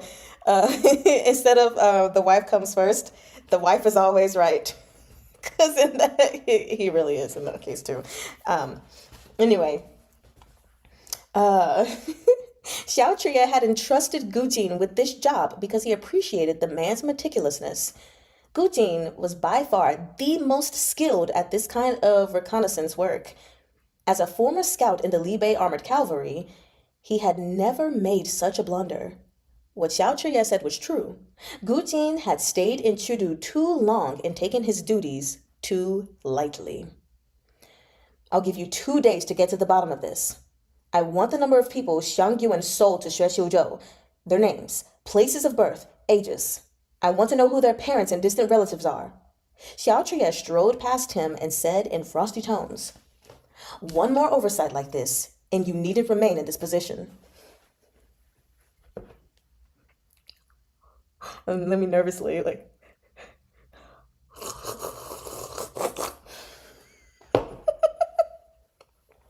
I'm nervous. Poor Gucci, but also, you didn't take your job seriously. My arm looks so funny. Gucci kowtowed silently, then rose to his feet and streaked off toward Xiang Yuan Villa.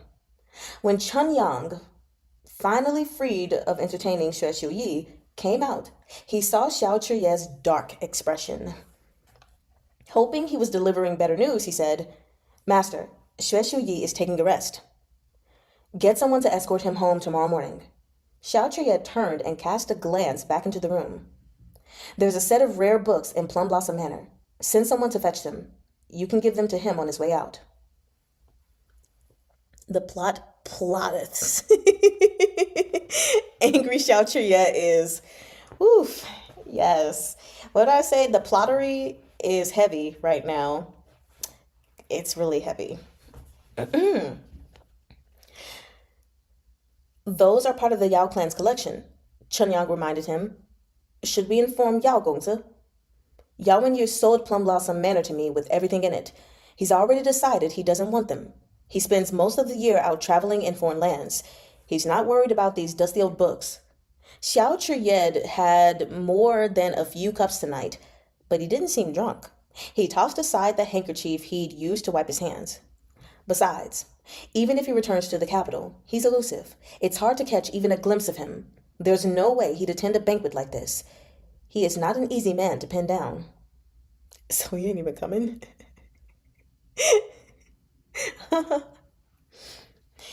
If Yao Gongzi hadn't declined to join the ranks of officials in the imperial court, I fear Xue Xiuzhuo wouldn't have had the chance to shine as he has. Xiao Churyed's look of displeasure hadn't eased. The turbulence of politics can't be equated with engagement with academia. Yao Wenyu might not necessarily fare any better in court than Xue Xiuzhuo. Is he still at the banquet? Yes, we're still at the banquet. He just took, remember, he took Pan Chengzhi and Xue Xiuyi. They had sent them to different rooms to change their clothes. So this is still at the banquet, but just somewhere else. Xiao Churyed et al., I imagine, on boat but private quarters. Yeah. Where was I?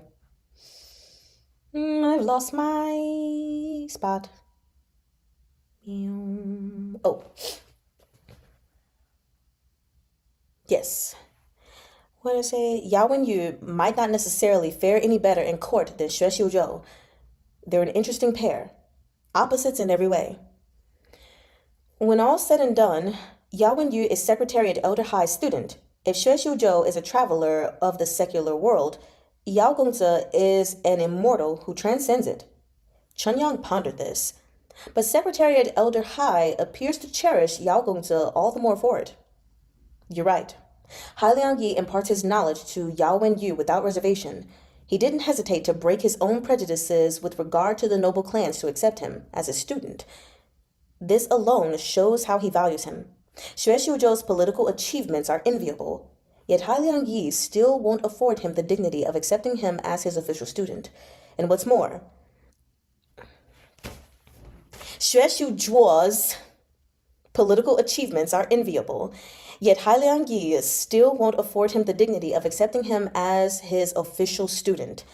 And what's more, in all these years, Hai Liangyi never made the slightest attempt to force Yao Wenyu into politics. Xiao Churyed sighed and continued. Yuanzhuo, a precious stone in its primordial form. It was out of fatherly love that Hai Liangyi bestowed this courtesy name on Yao Wenyu. Such closeness between teacher and pupil is not something anyone can compete with. Yao Wenyu is a young master of a noble clan, directly descended. He pointed out to Chunyang. Going by their logic, he's even more legitimate than those so-called legitimate heirs of the Pan, Fei, and Xue clans. The Yao clan is righteous and distinguished. In the past, even the eligible young ladies of the Hua clan found it hard to marry into this clan, but by Yao Wenyu's time, mountains of gold and silver cannot compare to the wonder of the bowl of wild vegetables. Interesting. By Yao Wenyu's time, mountains of gold and silver cannot compare to the wonder of a bowl of wild vegetables. I do want to highlight that line. That's good. Chunyang had seen Yao Wenyu only a handful of times. Even when he bought the estate, he had but one brief encounter with him. He remembered the man as a scholar with nothing on him but a book pouch who shunned horses and sedans, and instead kept the donkey. Is Ding Tao back? Xiao Churyed asked abruptly. He hasn't left yet. He hasn't left yet? Okay. Let him play. Oh, because you're going to deliver it? Is that what this is? Okay. Xiao Chia strode into his own room and traded the brocade robe he was wearing for a set of casual clothes. The banquet has gone on long enough, and I've already shared a toast with all those with whom I ought to keep company. There's still a few hours before daybreak. I'll be back soon. Shan Zichuan stepped out of the alleyway, and Xidan followed. He didn't dare overtake Shan Zichuan and so simply stood behind him awaiting orders, his head lowered. After looking him over for some time, Shan Zichuan said, unexpectedly gentle, "You spoke well tonight." Anyone else have that suspicion? I didn't voice it, but I definitely had that suspicion. Xidan hastily bowed. "It is this lowly one's greatest aspiration to help your excellency out of any frustration or difficulty. Xi Hongxuan is suspicious by nature. We won't trick him out of real cash with a few words," Shan Zichuan commented. "Are you familiar with his businesses across all the various regions?" Yes, I am," Xidan nodded. "His accounts, large or small, are always sent to his estate in Chudu each month. The 68 shopkeepers under him are all sons of domestic servants. The lives of the parents, wives, and children of these people are all in his hands. They were raised specifically to manage his business. They can't hide any activity in the storefronts from his eyes, no matter how minor.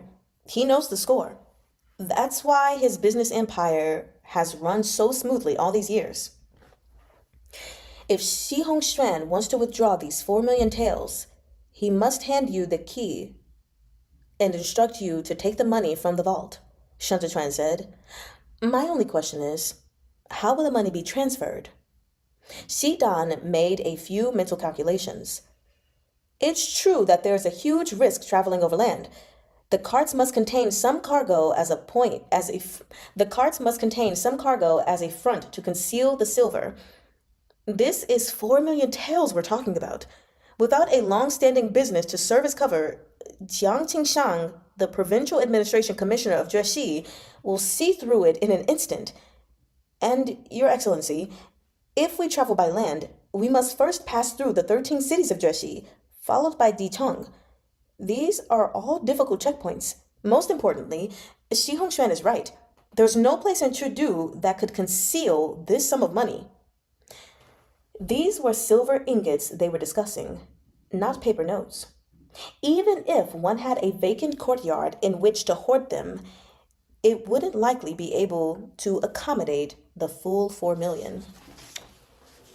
Lanzhou in his scammer era.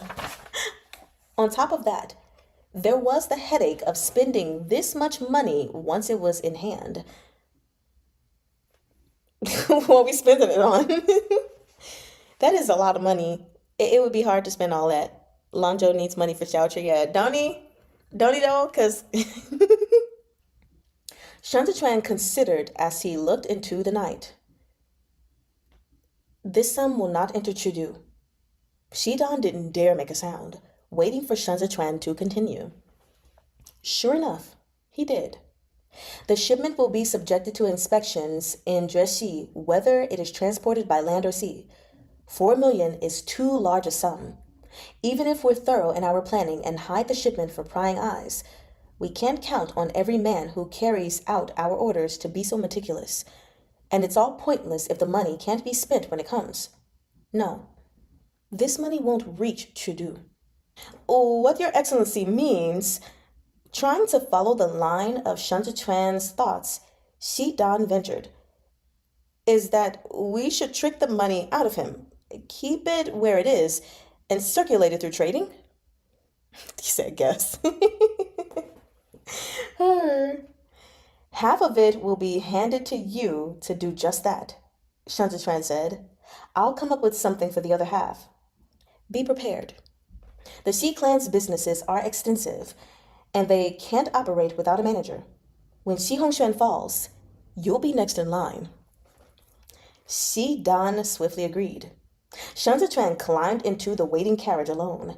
He still had to return to the imperial prison to sift through the files of all the cold cases within the last 2 decades for clues, and didn't have time to go home and sleep. When the horse carriage reached the imperial prison, Good Ting Ting, hey, Good Ting Ting, where you been, Ting Ting? Sorry. When the carriage, when the horse carriage reached the imperial prison, Good Ting Ting, who was on night patrol, had given the order to open the gates and waited for Xiao Tianya to drive in. As Shan Zhuan stepped down, Good Ting Ting came closer and whispered, "His lordship the Marquis is here." Shan Zhuan reached for the clasp of his overcoat as he strode onto the front porch and nodded toward Good Ting Ting, who took his leave. So getting ready to reveal your neck? Pulling the coat off.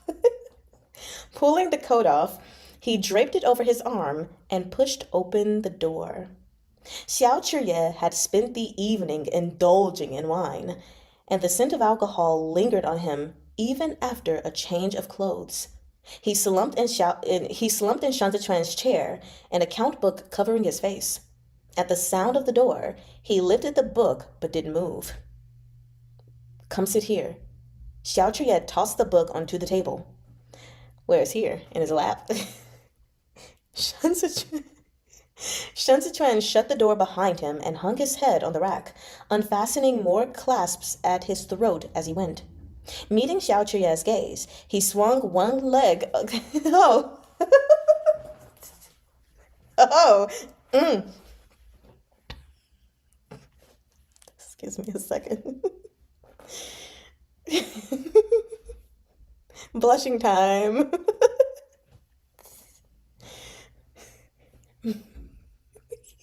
Meeting Xiao Chuye's gaze,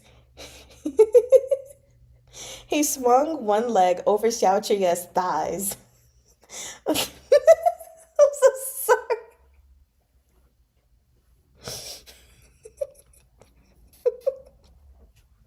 Where am I?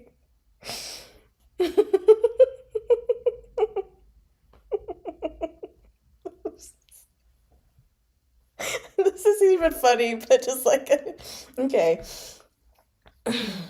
Looking.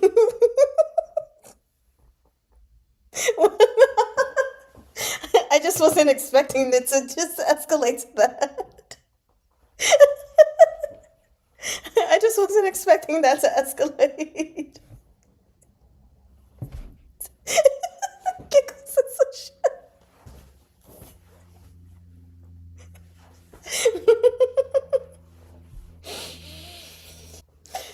So, unfortunately, I have to make myself read the sentence again because I wasn't done. So, I don't know. This is literally like the second to last sentence. What am I doing? Oh, God.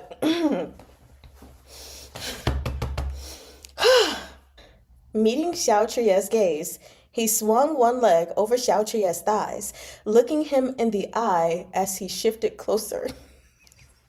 I made it through the sentence.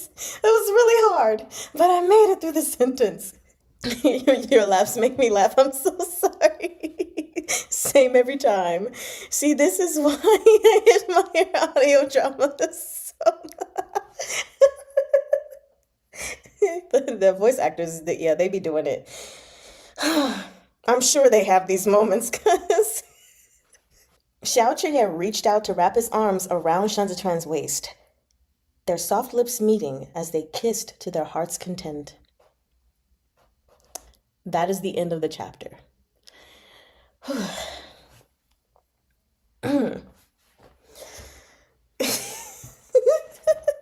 Oh, I'm glad I made that. I'm glad that was the end of that, because I don't know what I could do. So, yeah, I'm just going to tell y'all the name of the next chapter. Chapter 80 is called Bride Price.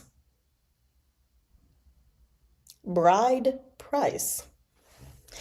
Bride Price as in Hua Xiangyi? Like, or is this still with them two? Lanzhou is the bride, obviously. So, like, I don't know.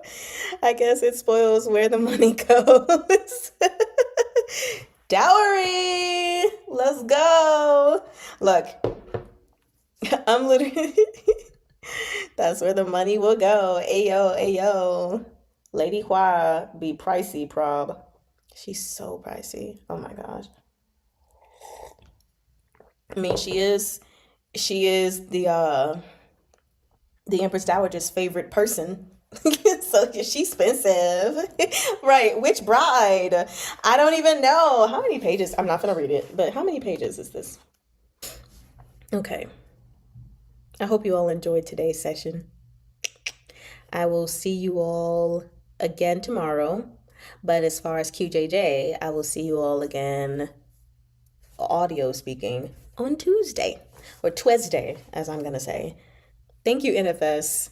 Bye, you guys. It's been fun.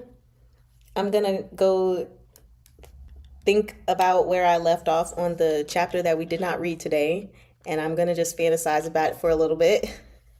Fantastic reading. Had a lovely time. Yay! So I wish you all the best, and I will see y'all tomorrow for anyone who could come. Okay? Well,